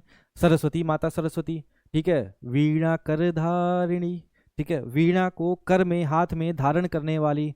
श्वेत पद्मासनी, ठीक है, श्वेत पद्मासनी, श्वेत मतलब सफेद, पद्म मतलब होता है कमल, आसनी मतलब आसन लगाने वाली, तो वीणा कर धारिणी, श्वेत पद्मासनी, ठीक है। तो वीणा को कर में धारण करने वाली वीणा पाणी हो गई। श्वेत पद्मासनी, पद्मासना कह दिया जाता है, ये बात याद रखिएगा, माता सरस्वती, ठीक है। या कुंदेंदु तुषार हार धौला, तुषार हार धौला, सफेद श्वेत के लिए हो रहा है। या शुभ्र वस्त्राविता, शुभ्र मतलब सफेद, वस्त्र मतलब कपड़े, उनके कपड़े जो हैं सफेद हैं। या शुभ्र वस्त्राविता, या वीणा वर दंड मंडित करा, ठीक है, हाथ में वीणा का दंड लिए हुए हैं। या श्वेत पद्मासना, या ब्रह्माच्युत शंकर प्रभुतिवि, ठीक है, ब्रह्मा को हटाकर बैठने वाली, प्रभुतिवि देवई सदा वंदिता, सारे देव तुम्हारी पूजा करते हैं। तामम पातु भगवती सरस्वती निःशेष जाड्यापा, ठीक है। तो ये या कुंदेंदु तुषारहा दौला, या शुभ्र वस्त्राविता, या वीणावर दंड मंडित करा, या श्वेत पद्मासना, या ब्रह्माच्युत शंकर प्रभुति देवई सदा वंदिता, श्यामां पातु सरस्वती भगवती निःशेष जाड्यापा। तो ये बात ध्यान रखिएगा। आइए चलते हैं वापस। सरस्वती मोस्ट इंपॉर्टेंट नाम, इला कहा जाता है। विमला यानी हर प्रकार की गंदगी को साफ करने वाली विमला होती हैं। जिसके पास बुद्धि होती है वही हर प्रकार की गंदगी से उबर पाता है। बुद्धि नहीं है तो मतलब नहीं है, तो बुद्धि विवेक, विवेक बहुत इंपॉर्टेंट होता है, ठीक है। जैसे रामचरितमानस में तुलसीदास लिखते हैं, जाको प्रभु दारुण दुख दीन्हा, ठीक है, जाको जिसको भगवान दारुण दुख देने वाले होते हैं, ताकि मति पहले हर लीना, ठीक है। तो उसकी मति पहले हर ली जाती है, विवेक नहीं खत्म हो जाता है, बुद्धि खत्म हो जाती है, बुद्धि मार दी जाती है, ये बात ध्यान रखिएगा। तो विमला, इला, इला मतलब होता है सरस्वती, माता सरस्वती का एक नाम इला भी है, ठीक है। भारती, भारती भी नाम किसका है? इन्हीं का है। हंस वाहिनी, हे हंस वाहिनी ज्ञानदायिनी, हे हंस वाहिनी, हंस पर चलने वाली, ज्ञान को देने वाली। अम्ब, हे माता, विमल मति दे, यानी हर प्रकार के शुद्ध दिमाग, शुद्ध बुद्धि दो। कभी आप सरस्वती वंदना करें हो, अगर नहीं करें हो तो गूगल करके पढ़िएगा। हे हंस वाहिनी ज्ञानदायिनी अम्ब विमल मति दे। अम्ब मतलब माता, विमल मतलब होता है शुद्ध, मति मतलब बुद्धि हमको दो। हे हंस वाहिनी, यानी हंस पर चलने वाली, अम्ब विमल मति दो, ठीक है, अम्ब माता हमको विमल मति दीजिए। तो हंस वाहिनी भी हो गया। वीणा कर धारिणी, तो वीणा वादिनी हो गई, अगर कर में है तो बजाएंगी भी, तो वीणा वादिनी हो गई, ये बात भी ध्यान रखिएगा। उसके बाद वीणा पाणी हो गई, हाथ में रखने के लिए, हाथ में इनके पास है तो वीणा पाणी हो गई। महाश्वेता, महाश्वेता किसको कहते हैं, वो भी सरस्वती को कहा जाता है। वाग ईशा, वाक धन ईशा, वाक मतलब होता है बोलना, ईश मतलब होता है मालिक, यानी ये जीभ पे कौन बैठा हुआ है, आपके शब्दों पे कौन बैठा हुआ है, वागीश। तो वागेश्वरी भी कहा जाता है इन्हीं को, वागेश्वरी भी कह देते हैं। तो वागीशा और वागेश्वरी किसका नाम है, माता सरस्वती का नाम है, ठीक है। गिरा भी इन्हीं को कह देते हैं, सरस्वती को क्या कहते हैं, गिरा के नाम से जानते हैं। शारदा भी कह देते हैं, वाणी भी कह देते हैं, वाणी भी माता सरस्वती ही हैं, ठीक है। उसके बाद ब्राह्मी, ब्राह्मी भी कह देते हैं, भगवान ब्रह्मा की वाइफ हैं, यानी स्त्रीलिंग उनका है, तो ब्राह्मी, ब्राह्मणी भी कह देते हैं। विधाता, ब्रह्मा को कहते हैं तो विधात्री इनको कह देते हैं, कोई दिक्कत नहीं है अभी तक। महाश्वेता हो गया, विमला, इला, भारती, विधात्री, ब्राह्मी, शारदा, वीणा, गीरा, वागीश्वरी, वागीशा और हंसवाहिनी और इला। अब इला के बारे में दो बात करेंगे। वाग देवी, वाक, वाक मतलब होता है अभिव्यक्ति, तो अभिव्यक्ति जो आप बोल रहे हैं वो उन्हीं की कृपा की वजह से बोल रहे हैं, तो वाग देवी के नाम में से सरस्वती को जाना जाता है।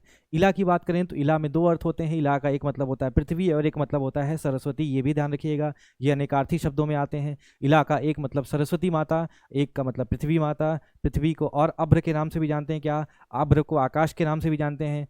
इला भी याद रखिएगा, वीणा वादिनी, वीणा पाड़ी, महाश्वेता, विमला, इला भी भारती, विदात्री, ब्राह्मी और शारदा, वीणा, वाणी हो गया, गिरा हो गया, वागीशा और हंसवाहिनी वाग्देवी के रूप में भी माता सरस्वती को जाना जाता है। आगे बढ़ सकते हैं, बताइए, आप स्क्रीनशॉट ले लीजिए इसका, चलें आगे बढ़ें। कार्तिकेय, शिव हो गए, पार्वती हो गई, विष्णु हो गए, और उसके बाद से कहानी जो है हमारी आगे बढ़ चुकी है, कार्तिकेय की तरफ हम आ चुके हैं। इन सबके बारे में एग्जाम में सवाल आते हैं, इसको पहले निपटा दें पूरी फैमिली ट्री, उसके बाद फिर हम आगे बढ़ेंगे। तो सबसे पहले आता है कार्तिकेय। कार्तिकेय की कहानी बहुत टफ है, उसको मैं समझाऊंगा तो शायद आपको समझ में ना आए। कार्तिकेय माता पार्वती के पुत्र तो थे, लेकिन उनको गंगा नदी में छोड़ दिया गया था। छोड़ दिया गया था तो उनका पालन पोषण 6 लोगों ने, 6 माताओं ने किया था, ठीक है। तो उनको क्या बोला जाता है, अब वो 6 को प्रेम दिखाते थे तो उनको क्षण मातुर के नाम से भी जाना जाता है। क्षण मातुर, जिसको 6 माताओं का प्रेम मिला है उसको क्षण मातुर कहते थे। अब 6 माताओं का प्रेम मिला है तो 6 माताओं को प्रेम देना भी पड़ेगा, तो उनके 6 मुख भी बोले जाते हैं, तो उसको षडमुख भी कह देते हैं, और या षडानन भी कह देते हैं, ये बात भी हो गया।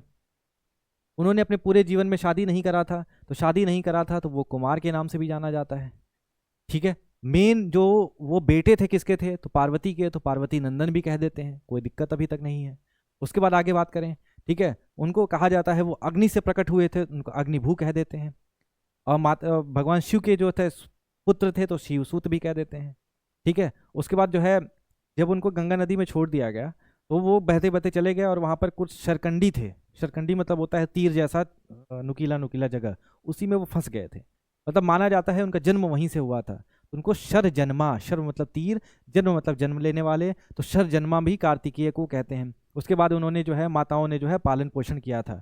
शर भव, शर से जो है प्रकट होने वाले, तीर से जो कांटे हैं उनसे प्रकट होने वाले की वजह से उसको शरभव के नाम से जानते हैं, ठीक है। विशाख भी इन्हीं को कहते हैं, विशाख, ठीक है, विशेष हैं, उन सब सरकंडों में विशेष हैं इसलिए विशाख कह देते हैं।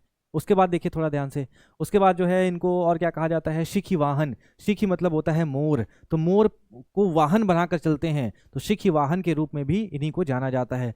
स्कंद भी कार्तिकेय को कहते हैं। मयूर वाहन, शिखी वाहन एक ही बात है, मयूर वाहन भी हो गया।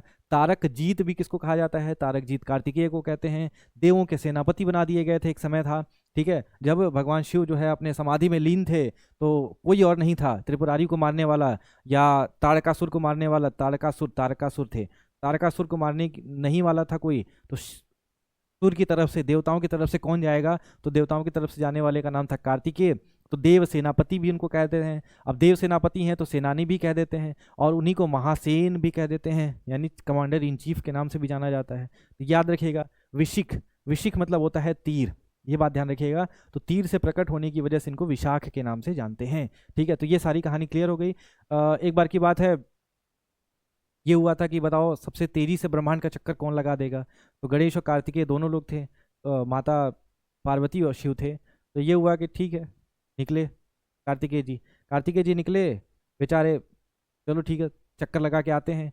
गणेश जी बोले कि अरे हम इन्हीं का चक्कर लगा ले रहे हैं, यही हमारे ब्रह्मांड है। तो भोला भाला माना जाता है गणेश को। तो जब आते हैं तो बड़ी बेइज्जती इनको महसूस होती है, तो बोलते हैं हम जा रहे हैं, हम जा रहे हैं मतलब इस तरफ नहीं रहेंगे, नॉर्थ इंडिया में नहीं रहेंगे। तो साउथ इंडिया चले जाते हैं, और साउथ इंडिया में जब चले जाते हैं तो वहाँ पर उनकी खूब पूजा करी जाती है। मतलब आप साउथ इंडिया में भगवान मुरुगन जो नाम आप सुनते हैं वो कार्तिकेय का ही नाम है। कार्तिकेय की पूजा साउथ इंडिया में सबसे ज्यादा होती है। ठीक है, तो ये बात भी ध्यान रखिएगा। षणमुख षडानंद षणमुख, षणमातुर हो गए, पार्वती नंदन शिखी वाहन, स्कंद मयूर वाहन, तारकजीत, देवसेनापति, सेनानी, महासेन, विशाख, सरभव, सर्जनमा, शिव सूत, अग्निभू और कुमार के नाम से विशिख।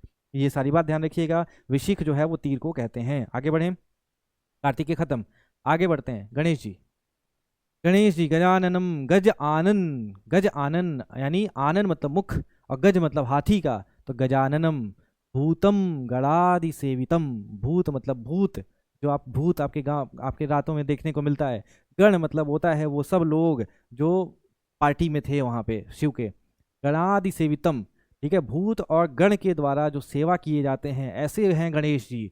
गजाननम भूतम गणादि सेवितम, कपित्थ यानी कैथा, जम्बूफल जामुन को खाने वाले चारुभक्षणम। ठीक है, गजानन हो गए, ठीक है, भूत गणादि सेवित हो गए, जम्बूफल और कैथा को खाने वाले हो गए, तो गजाननम भूतम गणादि सेवितम, कपित्थ जम्बूफल चारुभक्षणम। उमासुतम यानी माता पार्वती के बेटे हैं। शोक विनाश कारकम, शोक को जो है विनाश कर देते हैं, दुख को खत्म कर देते हैं। उमासुतम शोकम विनाश कारकम, नमामि विघ्नेश्वर, नमामि मैं ऐसे को नमाम करता हूँ, नमामि प्रणाम करता हूँ।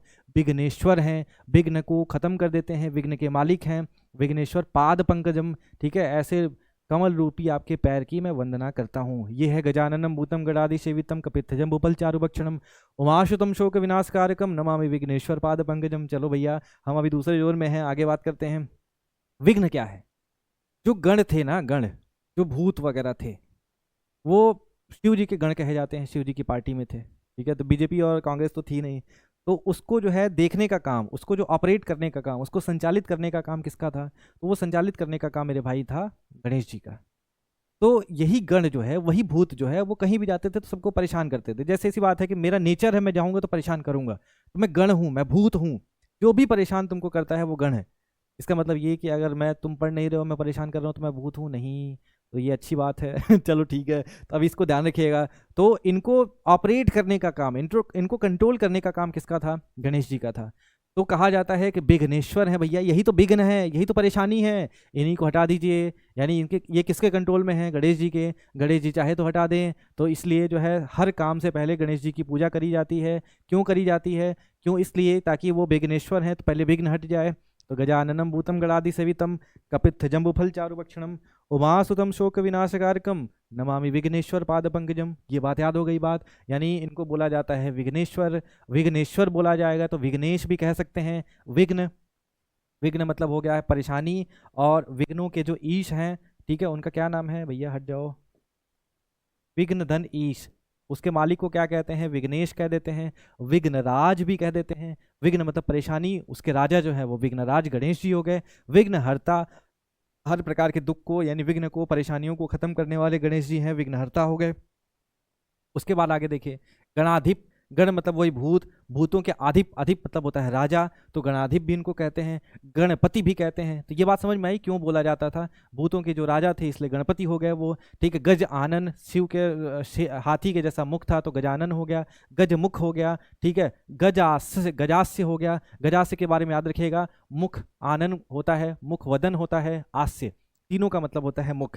गजास्य, आस्य मतलब होता है मुख, गज मतलब होता है हाथी, तो जिसका मुख हाथी जैसा हो उसको गजास्य कहते हैं।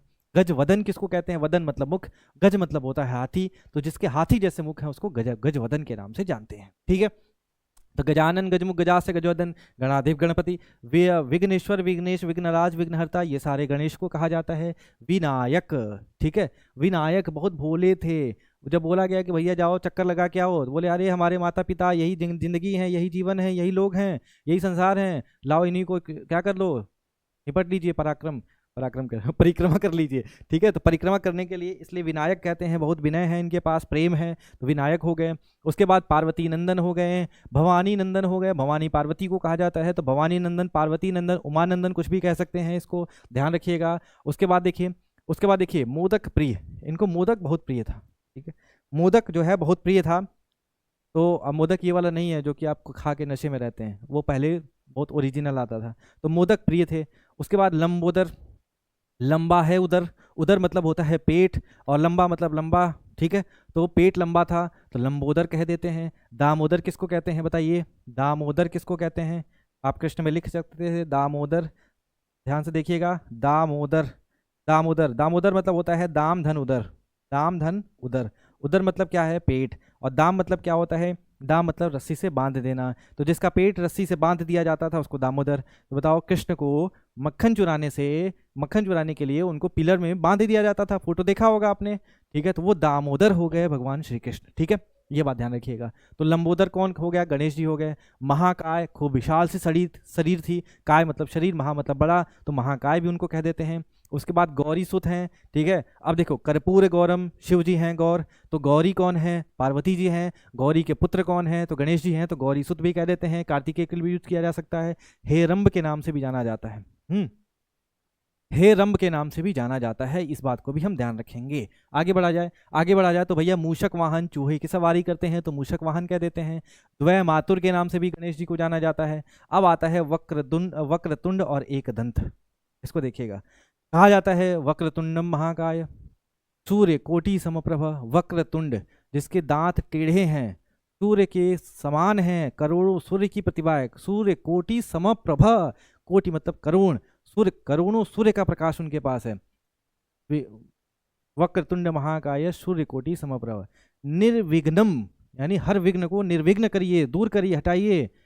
निर्विघ्नम कुरुमे देव, हे देव सारी विघ्नों को दूर करिए। सर्व कार्येषु सर्वदा, ठीक है, हर प्रकार के कार्यों को सफल करें, ठीक है। तो वक्रतुंड महाकाय सूर्यकोटि समप्रभ, निर्विघ्नम कुरुमे देव, सर्व कार्येषु सर्वदा। तो वक्रतुंड हो गया। अब वक्रतुंड कैसे बना, एकदंत कैसे बना, पूरी कहानी समझिएगा। वह ये था कि जब महाभारत लिखा जा रहा था तो एक शर्त लगी थी वेदव्यास और गणेश जी में। गणेश जी लिखने का काम करते थे, वेदव्यास बोलने का काम करते थे, महर्षि वेदव्यास। तो गणेश जी बोले थे कि अगर आप सोचने लगे और रुक गए तो मैं लिखूंगा नहीं। ये भी बोले कि ठीक है, कोई बात नहीं, नहीं रुकोगे तो क्या होगा, हम बोलना बंद नहीं करेंगे, तुमको रुकना पड़ेगा, तुम्हारी कलम की स्याही खत्म हो जाएगी, तब तो रुकना पड़ेगा। बोले ठीक है, हम खत्म ही नहीं होने देंगे। अचानक से बोलते बोलते बोलते बोलते कमल कह रहा हूँ कलम की स्याही हो गई खत्म। कलम की स्याही खत्म हो गई तो अब क्या करें गणेश जी, ठीक है। गणेश जी करें तो करें क्या, वो अपने एक दांत को तुरंत तोड़ते हैं और तोड़ के जो है लिखना शुरू कर देते हैं, ठीक है। तो इसलिए एक दंत कहा जाता है, क्योंकि एक ही दांत बचा था और दूसरे दांत को जब तोड़ लिया था तो वो दांत टेढ़ा हो गया था, तो इसलिए वक्रतुंड कहा जाता है। तुंड मतलब होता है दांत और वक्र मतलब होता है टेढ़ा हो जाना, उसको वक्रतुंड के नाम से जानते हैं। तो वक्रतुंडम महाकाय सूर्य कोटि, महाकाय, महाकाय लिखे हैं, सूर्य कोटि हैं, समप्रभ, निर्विघ्नम कुरुमे देव, विघ्नेश हैं, विघ्नेश्वर हैं, विघ्नराज है, विघ्नहर्ता हैं, विनायक हैं, गणाधिप गणपति गजानन गजमुख गजास्य गजवदन, ठीक है। निर्विघ्नम कुरुमे देव, सर्वकायेषु सर्वदा, ये बात ध्यान रखिएगा। आगे बढ़ सकते हैं। पार्वती नंदन, भवानी नंद, द्वैमातुर, मूषक वाहन, महाकाय, लंबोदर, गौरी सुत, हेरंब, मोदक प्रिया हो गए। चलिए अब आते हैं भैया इंद्र जी। इंद्र जी के बारे में हमको बात करनी है, ठीक है। इंद्र जी के बारे में हमको बात करनी है, अब थोड़ी देर में क्लास खत्म हो जाएगी। इंद्र के बारे में बात करना है। इंद्र जो है वो सभी देवताओं के राजा माने जाते हैं और इनको क्या बोला जाता है, वज्रपाणी भी कहा जाता है। तो सुरेश भी कह सकते हैं इनको, सुरेश कह दीजिए, तो सुरेंद्र भी कह दीजिए, सुरों के इंद्र मालिक हैं। सुरपति हैं तो सुरेश कह दीजिए, सुरपति लोगों के मतलब देवताओं के मालिक हैं। शचीपति हैं, इनकी वाइफ का नाम शची है तो शची के पति हो गए। देवेश हो गए, देवों के मालिक हो गए। देवेंद्र हो गए, देवों के मालिक हो गए। देवाधिप हो गए, तो आधिप मतलब मालिक, देवों के मालिक हो गए। अमरिंद्र हो गए, ठीक है, अमर इंद्र हैं। अमरेश हैं, अमर मतलब देवताओं के मालिक हैं। विबुदेश हैं, विबुध मतलब होता है देवता, ये बात ध्यान रखिएगा, इसको लिख लीजिएगा। विबुध मतलब क्या होता है, देवता, तो देवताओं के मालिक विबुदेश कहा जाता है। मेघवाहन, मेघवाहन भी इंद्र को कहते हैं। वृद्धश्रवा, इनको जो है यजुर्वेद में हर जगह वृद्धश्रवा कहा गया है। बहुत पावरफुल रूलर थे, बहुत पावरफुल थे इंद्र वेदों में, तो वृद्धश्रवा भी इन्हीं को कहते हैं। उसके बाद आता है मघवा। मघवा भी इंद्र को कहा जाता है, बड़ा फेमस नाम है, एग्जाम में हमेशा पूछा जाता है। वज्रधर, वज्र को धारण करने वाले, हाथों में रखने वाले वज्रप्राणी हो गए ये। चक्र भी इन्हीं को कहा जाता है। सुनासिर या सुनासिर, ठीक है, सुनासिर या सुनासिर भी इंद्र को कहते हैं। इनको चुपचाप याद कर लीजिएगा, कहानी जानने की जरूरत नहीं है। उसके बाद जिष्णु भी कहा जाता है। जिष्णु मतलब जीने की इच्छा जिष्णु जो है वो इंद्र को कहते हैं। पुरहुत और पुरंदर ये भी इंद्र को कहा जाता है। वासव, वसु मतलब होता है देवता, देवताओं का जो मालिक होता है उसको वासव कहते हैं, याद रखिएगा। स्वप्न वासव दत्ता किसकी किताब है कमेंट सेक्शन में लिखिएगा। स्वप्न वासव दत्ता जो है वो किताब किसकी है वो आप कमेंट सेक्शन में लिख देंगे। चलिए आगे बढ़ा जाए, आगे बढ़ सकते हैं भैया। तो वासव हो गया, वसु मतलब देवता, वासव मतलब हो गया देवताओं के जो मालिक हैं। तो शचीपति, सुरेंद्र, सुरपति, देवेश, देवेंद्र, देवाधिप, अमरेंद्र, अमरेश, विबुधेश, मेघवाहन, वृद्धश्रवा, मेघ मगवा, वासव। उसके बाद पुरहुत और पुरंदर, जिष्णु, शक्र, सुनासिर और सुनासिर, वज्रधर, वज्रपाणी, ये सब इंद्र के लिए आते हैं। सहस्राक्ष, जिनकी बहुत सारी आंखें थी। एक बार इनको श्राप मिल गया था, भैया अपना नरक तुम खुद ही देखोगे, खुद ही देखोगे तो पूरी बॉडी में तुम्हारी आंख होगी, पूरी बॉडी तुमको देखेगी, ठीक है। तो सहस्त्र आक्ष, हजारों आंखें थी, ठीक। तो सहस्त्र आक्ष कहते हैं। सहस्त्र नयन भी कह देते हैं क्योंकि इनको हजारों पूरे शरीर में आंखें हैं, आंख है, तो वो सहस्त्र नयन हो गया। तो ये बात भी ध्यान रखिएगा। एक बार फिर से देख लीजिए इंद्र के लिए क्या क्या यूज किया जाता है। तो शचीपति, सुरेंद्र, सुरपति, देवेश, देवेंद्र, देवाधिप, अमरेंद्र, अमरेश, विबुदेश, देवता, मेघवाहन, विद्रशवा, वासव, वसुदेवता होते हैं। सहस्रनयन, सहस्राक्ष होते हैं। पुरोहित, पुरंदर, जिष्णु, शक्र, सुनासिर, सुनासिर, वज्र और वज्रपाणी। तो ये बात आप दिन 3-4 बार 5 बार पढ़ेंगे तो धीरे धीरे सब याद हो जाएगा। जब हम आपसे क्वेश्चन का प्रैक्टिस कराएंगे तो कहानी अपने आप क्लियर हो जाएगी। आगे बढ़ सकते हैं। चलिए, तो इंद्र के बाद जिष्णु, जिष्णु का मतलब होता है जीतने वाला। तो जो जिसको जीतने वाला है, जो जीतने वाला है उसको विष्णु कहते हैं।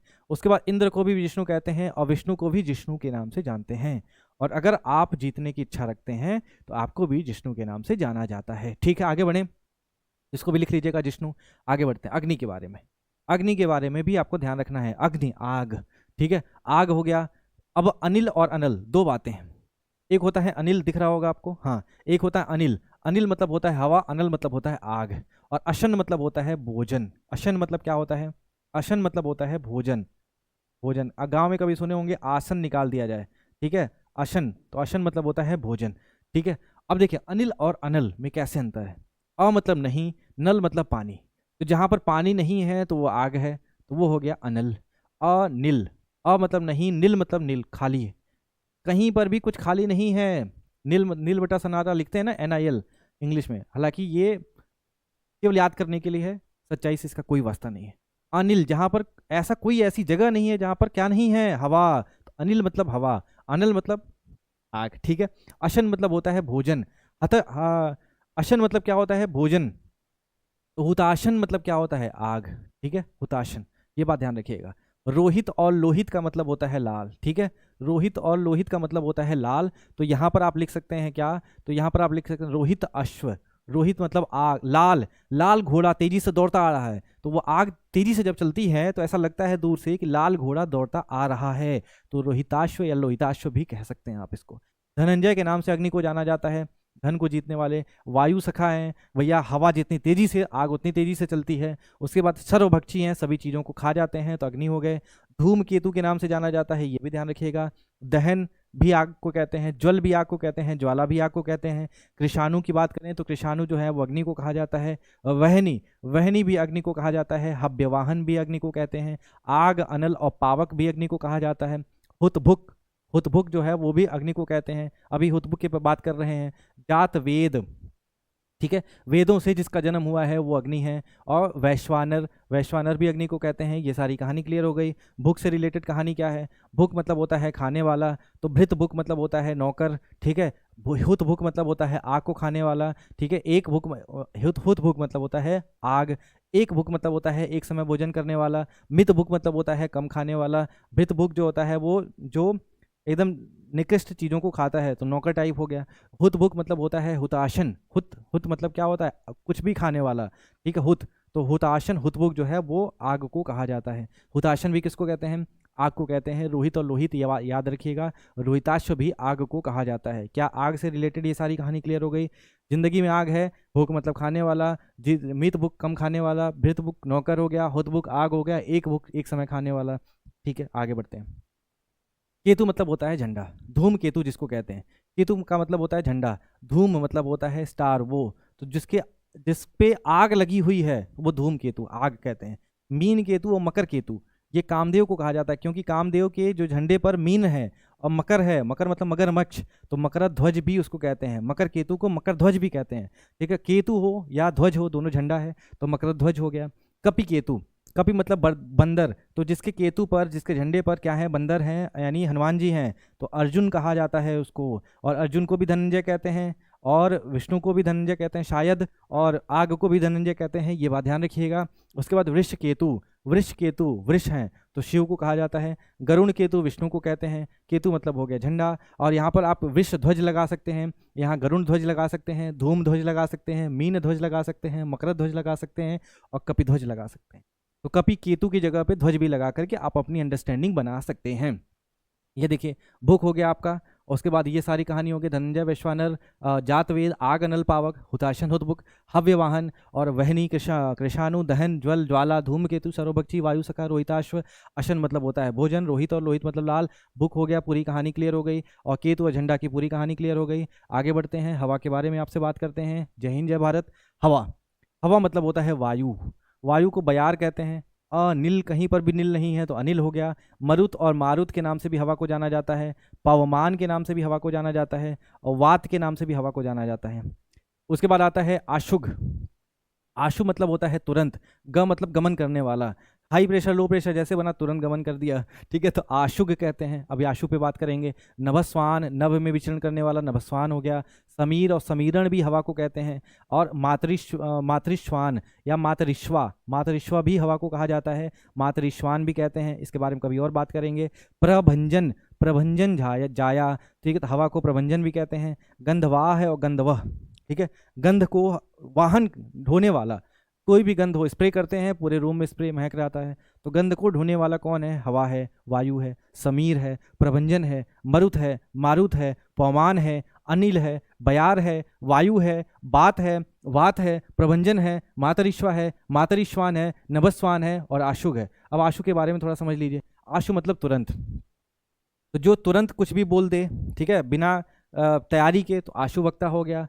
आशु मतलब होता है तुरंत, तोष मतलब होता है प्रसन्न, जो तुरंत खुश हो जाए वो आशुतोष है, भगवान शिव हैं। ठीक है, उनको बस बोल दीजिए कर्पूर गौरम करुणावतारम, खुश हो गए। उसके बाद देखिए आशुग, ग मतलब गमन करने वाला, तो आशु मतलब होता है तुरंत, जो तुरंत गमन कर जाए वो हवा भी है, और तुरंत गमन कर जाए, आपने धनुष लिया और तीर लगाया मार दिया, तुरंत तुरंत चला गया, तो आशुग हो गया, आपका तीर भी हो गया। और आशुलिपि, आपने कोई भी चीज़ तुरंत लिख दिया तो वो आशुलिपि के कैटेगरी में आती है। आशु मतलब होता है तुरंत। आशुतोष, आशुतोष मतलब होता है जो तुरंत खुश हो जाता है। क्या ये बात आपको क्लियर हुई? आगे बढ़ते हैं। हनुमान जी के बारे में पढ़ लीजिए, और हनुमान जी के बारे में पढ़ते ही आपकी पूरी कहानी खत्म हो जाएगी। अब हनुमान जी के बारे में समझिए। सबसे पहले हनुमान जी मरुत, हवा, हवा के बेटे हैं, तो इनको मारुत के नाम से जाना जाता है। ठीक है, पवन के तनय हैं, पवन के तनय, पवन तनया नहीं लिखा है क्योंकि पुरुष हैं, तो पवन तनय हो गया। प्रभंजन जाया, प्रभंजन, प्रभंजन मतलब क्या होता है, हवा। जाया मतलब क्या होता है, जन्म लेने वाला। हवा से जो जन्म लिया है उसका नाम है हनुमान जी, तो प्रभंजन जाया, ये बात ध्यान रखिएगा। ठीक है, पवन पुत्र भी कह देते हैं, वायु पुत्र भी कह देते हैं। कपि के मालिक हैं, बंदर के मालिक हैं। अगर सुग्रीव नहीं है तो हनुमान जी लगा दीजिएगा। ठीक है, अब देखिए कपीश, कपिधन, ईश, ईश यानी बंदरों के मालिक। आंजनेय, अंजनी के लाल हैं तो आंजनेय कह देते हैं। केसरी नंदन है तो केसरी नंदन हनुमान जी हो गए। महावीर, सबसे बलशाली हैं तो महावीर हो गए। रामदूत मैं मातु जानकी, सत्य शपथ करुणा निधान की। रामदूत मैं मातु जानकी, हे माता जी मैं राम का दूत हूँ, सत्य शपथ, ये शपथ खाकर कहता हूँ करुणा निधान की। और ये बात सीता जी को पता चल गई कि करुणा निधान मेरे अलावा तो कोई जानता ही नहीं था, इसका मतलब ये सही है, ऑथेंटिक है। ठीक है, करुणा निधान, करुणा निधान भगवान राम को कहते हैं। ठीक है, तो रामदूत भी हैं। वज्रांगी, वज्र के जैसा अंग है, ये स्टिल बॉडी है उनकी, तो स्टिल बॉडी है तो वो वज्रांगी, और वज्रांगी से धीरे धीरे वो तद्भव हो गया और बन गया बजरंगी। ठीक है, तो बजरंगी कोई शब्द नहीं है शब्द क्या, वज्रांगी। हनुमान जी को कपीश कह देते हैं, वायुपुत्र कह देते हैं, पवन पुत्र कह देते हैं। ठीक है, पवन तनय संकट हरन, ठीक है, पवन के तनय, हे भगवान संकट को हरिए, पवन तनय संकट हरन, मंगल मूर्ति रूप, राम लखन सीता सहित हृदय बसों सुरभूप। ठीक है, तो ये बात याद रखिएगा। जय हनुमान ज्ञान गुण सागर, हनुमान जो है वो ज्ञान और गुण के सागर हैं। जय कपीश, कपीश भगवान, ठीक है, हनुमान जी तीनों लोक उजागर, जो तीनों लोकों को उजागर किए हैं। रामदूत, हनुमान चालीसा पढ़ेंगे, सारा आपको पर्यायवाची मिल जाएगा। राम दूत अतुलित बल धामा, यानी हर प्रकार, अतुलित मतलब हो गया जिसकी तुलना नहीं करी जा सकती, इतना बल उनके पास। धामा घर हैं, बल के घर हैं, बल की खान हैं। राम दूत अतुलित बल धामा। अंजनी पुत्र, अंजनी के पुत्र हैं, जहाँ पे नहीं लिखे हैं तो लिख लीजिएगा अंजने। अंजनी पुत्र पवन सुत नामा। महावीर महावीर विक्रम, उनके जैसा कोई नहीं है। बजरंगी, वज्रांगी। कुमति निवार, बुद्धि को सही करिए, कुमत को हटाइए। सुमति के संगी और शुद्ध बुद्धि दीजिए, हे हनुमान जी शुद्ध बुद्धि दीजिए। कुमति निवार सुमत के संगी। कंचन बरन, उनका जो जो जैसे हैं, बरन मतलब होता है कलर, वर्ण, तो कंचन है, सोने के जैसा लाल है। कंचन वरन विराज सुबेशा। कानन कुंडल कुंचित केसा। हाथ वज्र गदा लेकर, ध्वजा विराजे। कांधे मूंज जनेऊ साजे, मूंज का जनेऊ पहने हुए हैं, कांधे मूंज जनेऊ साजे। अतुलित बलधामम। हेम शैलाभदेहम, हेम मतलब कमल सोना, शैल मतलब पर्वत, भदेहम देह उनका ऐसा है जैसे लगता है कि पर्वत से चमक आ रही है, सोना से सोना चमक रहा हो। अतुलित बलधामम हेम शैलाभदेहम, उनकी बॉडी चमकती है इतनी तेजी से। अतुलित बलधामम हेम शैलाभदेहम। दनुज वन कृशानुम, यानी धनुज वन कृशानुम, आग को जलाने वाले हैं। ज्ञानी नाम अग्रगण्यम, ज्ञानियों में अग्रगण्य हैं, सबसे आगे हैं। धनुज वन कृशानुम ज्ञानी नाम अग्रगण्यम। सकल गुण निधानम, सभी गुण के निधान हैं। वान राणाम धीशम, वानरों में अधीश हैं, मालिक हैं। रघुपति प्रिय भक्तम, भगवान राम के जो सबसे प्रिय भक्त हैं। वात जातम, देखिए हनुमान जी को एक वात जात भी कहा जाता है। वात जात, वात जातम नमामि। वात जात यानी हवा से जन्म लेने वाले, उनको वात जातम नमामि कहते हैं। ठीक है। अतुलित बलधामम हेम शैलाभदेहम। धनुजवन कृशानुम ज्ञानी नाम अग्रगण्यम। शकल गुण निधानम वानराणाम धीशम। रघुपति प्रिय भक्तम वात जातम नमामि। ठीक है। एक बार की बात है और बैठे हैं, उनको शक्ति अपनी याद नहीं रहती, किसी को अपनी शक्ति नहीं याद रहती है, और पता चला कि भैया ये समुद्र क्रॉस करके जाना है और सीता का पता लगाना है। तो कैसे पता चलेगा? तो सबसे बड़ा गुरु वही है जो आपकी शक्ति को पहचान जाए। जामवंत साहब आते हैं, हनुमान जी बैठे हैं, सब लोग कह रहे हैं कि हम चले जाएंगे लेकिन वापस नहीं आएंगे। कोई कह रहा हम जाएंगे गिर जाएंगे उधर, कोई कह रहा हम जाएंगे लेकिन कोई गारंटी नहीं है कि हम पहुंच भी पाए कि नहीं पहुंच पाए। कोई कह रहा 10 किलोमीटर जा पाएंगे, हम नहीं वापस आएंगे। कोई कह रहा 5 किलोमीटर जाएंगे वापस आ जाएंगे। हनुमान जी अपना मस्त बैठे हैं। जिसके पास पूरा ज्ञान होता है ना, जो कुछ भी कर सकता है, वो एकदम शांत रहता है। ठीक है। तो सिक्के आवाज़ करते हैं लेकिन नोट आवाज़ नहीं करती है। ठीक है। तो जामवंत जी थे, जामवंत भी बोलते हैं कहीं रीछ पति सुनु हनुमाना। ठीक है। रीछ पति मतलब जामवंत, रीछ मतलब भालुओं के राजा। हनुमान जी से कहते हैं का चुप साधे रहे बलवाना, हे बलवान काहे चुप बैठे हो तुम। कहीं रीछ पति सुनु हनुमाना, का चुप साधे रहे बलवाना। पवन तनय, पवन तनय, तनय मतलब सुपुत्र। पवन तनय बल पवन समाना, अगर आप पवन के तनय हैं, हवा के बेटे हैं, तो आपके बल भी हवा के जैसे होने चाहिए और होंगे भी। पवन तनय बल पवन समाना, बुद्धि विवेक विज्ञान निधाना। बुद्धि विवेक विज्ञान तीनों के निधान हैं, खजाने हैं आप।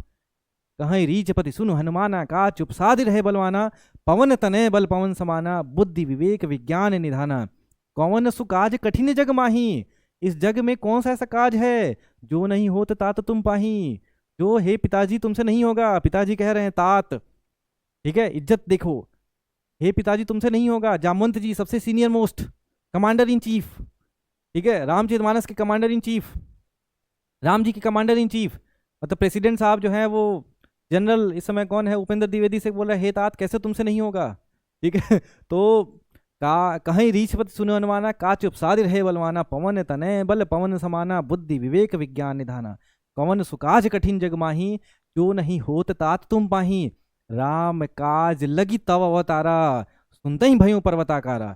जैसे ही उनको पता चला कि मेरा अवतार राम काज के लिए हुआ है, राम के कार्य के लिए हुआ है, तुरंत सुनते ही हनुमान जी जो है पर्वत के आकार के आगे बढ़ने लगे, खटाखट खटाखट खटाखट। बात समझ में आ रही? क्या जबरदस्त लाइन है। कहीं रीछ पति सुनो हनुमाना, का चुप साधिर है बलवाना। पवन तनय बल पवन समाना, बुद्धि विवेक विज्ञान निधाना। पवन सुकाज कठिन जग माही, जो रही होत तात तुम पाही। राम काज लगी तव अवतारा, सुनते ही भयो पर्वताकारा। अतुलित बलधामम हेम शैलाभदेहम, धनुज वन कृशानुम ज्ञानी नाम अग्रगण्यम। सकल गुण निधानम वानराणामधीशम, रघुपति प्रिय भक्तम वात जातम नम। प्रणवं पवन कुमार, पवन कुमार उनको कहा जाता है। खलबन पावक ज्ञान घन, जासु हृदय आगार बसी राम सर चाप। ठीक है, जहां पर हनुमान जी रहते हैं वहीं पर भगवान राम है। ठीक है, तो प्रभंजन जाया कहा किसको बोला जाता है? हनुमान जी को बोला जाता है। चलिए, हनुमान जी खत्म हो गए, खत्म हो गए, मतलब हनुमान जी पूरा हुआ। अब आते हैं कुबेर के बारे में। ठीक है, बहुत मजा आ रहा पढ़ा के, मतलब मैं 3-4 घंटा अगर मैं पढ़ाना चाहूँ तो मैं थकूंगा नहीं, और आप भी नहीं थकने चाहिए। बहुत मजा है, बहुत मजा है हिंदी में। हिंदी में जो रस है ना, कहीं नहीं मिलता है। ठीक है, बहुत, मतलब क्या बोला जाए बहुत खुश हो रहा हूँ मैं। चलो, कुबेर। कुबेर को क्या कहा जाता है? देखिए, रावण के भाई थे कुबेर। रावण के पिताजी का नाम था विश्रवा। क्या नाम था? विश्रवा ही नाम था ना? हाँ, विश्रवा। विश्रवा थे। विश्रवा के 2 बेटे थे, पहले का नाम था रावण, दूसरे का नाम था कुबेर। एक समय था कुबेर लंका के राजा हुआ करते थे, इसीलिए लंका सोने की थी ठीक है, तो विश्रवा के पुत्र होने की वजह से कुबेर को क्या बोला जाता था? वैश्रवण बोला जाता था। पहली बात क्लियर। ठीक है, विश्रवा के पुत्र होने की वजह से इनको वैश्रवण के नाम से जाना जाता था। क्या रावण को भी वैश्रवण कहते थे? जी हाँ, रावण को भी क्या बोला जाता था? वैश्रवण कहा जाता था। ये बात भी ध्यान रखिएगा। रावण को पता चला तो भाई कुबेर साहब बैठे हैं यहाँ पर, हमको पता है कुबेर को नहीं रखना है, तो वो आते हैं और बोलते हैं कुबेर एक काम करिए, अपने दोस्त हित मित्र के साथ सब लोग जो है निकल जाइए यहाँ से, नहीं तो बहुत मारेंगे तुमको। कुबेर भाई साहब ठीक है, शांत शांत स्वभाव, ठीक कोई बात नहीं। तो कुबेर को जो है वहां से राज निष्कासित कर दिया जाता है। इसीलिए उनको अलंकेश कहते हैं। अ मतलब नहीं, लंका मतलब लंका, और ईश मतलब होता है राजा। जो अब लंका के राजा नहीं हैं उनको अलंकेश के नाम से जाना जाता है। अ मतलब नहीं, लंका मतलब लंका, और ईश मतलब होता है मालिक। जो अभी लंका का मालिक नहीं है उसको अलंकेश कहते हैं। पहला हो गया वैश्रवण, दूसरा हो गया मेरे भैया, 1 मिनट फोन आ रहा है, हेलो, अरे बस करिए, ठीक है। चलिए, तो वैश्रवण, अलंकेश, उसके बाद अलकाधिप। अलका मतलब होता है उस राज्य में, वो राज्य जो था उस राज्य के मालिक थे तो अलकाधिप कहते थे। ठीक है, और यक्षराज, इनके जो गण थे, इनके आसपास जो रहते थे पूरी पार्टी, उसमें यक्ष, किन्नर, गंधर्व, ये सारे लोग रहते थे। तो यक्षराज, यक्षों के राजा थे तो यक्षराज कहा गया। यक्षराट, यक्षों के राजा, यक्षराट हर जगह यक्षों के राजा, यक्षपति, ये सारा जो है कुबेर जी को कहा जाता है। धन देने वाले तो धनद कहा जाता है। क्या धनद को धनपति भी तो कह सकते हैं? और धनदा माता लक्ष्मी को कहा जाता है। श्रीद, श्री मतलब धन, द मतलब होता है देने वाले, तो श्रीद भी किसको कहते हैं? कुबेर जी को कहा जाता है। राज, राजाओं के राजा कुबेर को कहते हैं। राजा कौन? जिसके पास धन है। और धनों के राजा कौन? कुबेर। इसलिए उनको क्या बोलते हैं? राज के नाम से जाना जाता है। किन्नरेश, जैसे यक्ष गंधर्व के राजा गंधर्वराज, यक्षराज, यक्षराट, यक्षपति, तो किन्नरेश, किन्नराट, किन्नरपति, ये सारी बात कहा जा सकता है। तो किन्नरेश, किन्नर के मालिक को भी किन्नरेश के नाम से जानते हैं। तो कुबेर के पिताजी का क्या नाम था? विश्रवा, तो उनको वैश्रवण कह दीजिए, धनद कह दीजिए, धनपति कह दीजिए, आलंकेश कह दीजिए, अलकाधिप कह दीजिए, यक्षराज, यक्षराट, यक्षपति कह दीजिए, श्रीद और धनद कह दीजिए, और उसके बाद जो है राज कह दीजिए और किन्नरेश कह दीजिए। और भगवान शिव के बहुत बड़े दोस्त थे, बहुत बड़े मित्र थे, तो उनको त्रयंबक सखा के नाम से जानते हैं। भगवान शिव को त्रयंबक कहा जाता है। ठीक है, ओम त्र्यंबकम यजामहे, तो त्र्यंबक के जो सखा थे, त्र्यंबक के जो दोस्त थे, उनको त्र्यंबक सखा के नाम से जाना जाता है। उसका नाम है कौन? कुबेर जी। ये बात क्लियर हो गई? ये तो इंग्लिश में आ गया। खैर, तो आज के लिए इतना ही है। बहुत सारे हमने पर्यायवाची खत्म कर दिए, 1-2 वीडियो और करेंगे और पूरी पर्यायवाची पूरी खत्म। इसके बाद आपको पर्यायवाची पढ़ने की जरूरत नहीं है। आपके एग्जाम की अगर हम बात करें, चाहे यूपी पीसीएस हो, मध्य प्रदेश पीसीएस हो, उत्तराखंड पीसीएस हो, बिहार पीसीएस हो, बिहार एसएससी हो, बिहार एसआई हो, यूपी एसआई हो, यूपी पेट हो, यूपी लेखपाल हो, दुनिया के जितने भी एग्जाम हो, एसएससी जूनियर असिस्टेंट हो, हिंदी आती होगी तो आपको पर्यायवाची नहीं पढ़ने पड़ेंगे। उसके बाद हम आपसे 200 सवाल दे देंगे, उसको चुपचाप कर लीजिएगा। ये पीडीएफ आपको टेलीग्राम पर मिल जाएगा, वन डे सर्च करके टेलीग्राम ज्वाइन कर लेंगे। चलो ठीक है, तो बाकी बात हम लोग करेंगे कल। कल भी ऐसे ही जबरदस्त करेंगे, पूरा कंपाइलेशन जबरदस्त है, दिक्कत नहीं है। एक एक वर्ड अगर मैंने रखा है तो वही है जो एग्जाम में आता है। बाकी मैंने कुछ बहुत समझा दिया, थोड़ी बहुत बात समझा दी, थोड़ा 1-2 बार रिवीजन करेंगे, याद हो जाएगा आपको, कभी भी सवाल गलती नहीं करेंगे। मिलते हैं अगले वीडियो में, तब तक अपना ख्याल रखिए, खुश रहिए, जय हिंद, जय भारत, नमस्कार। चलो।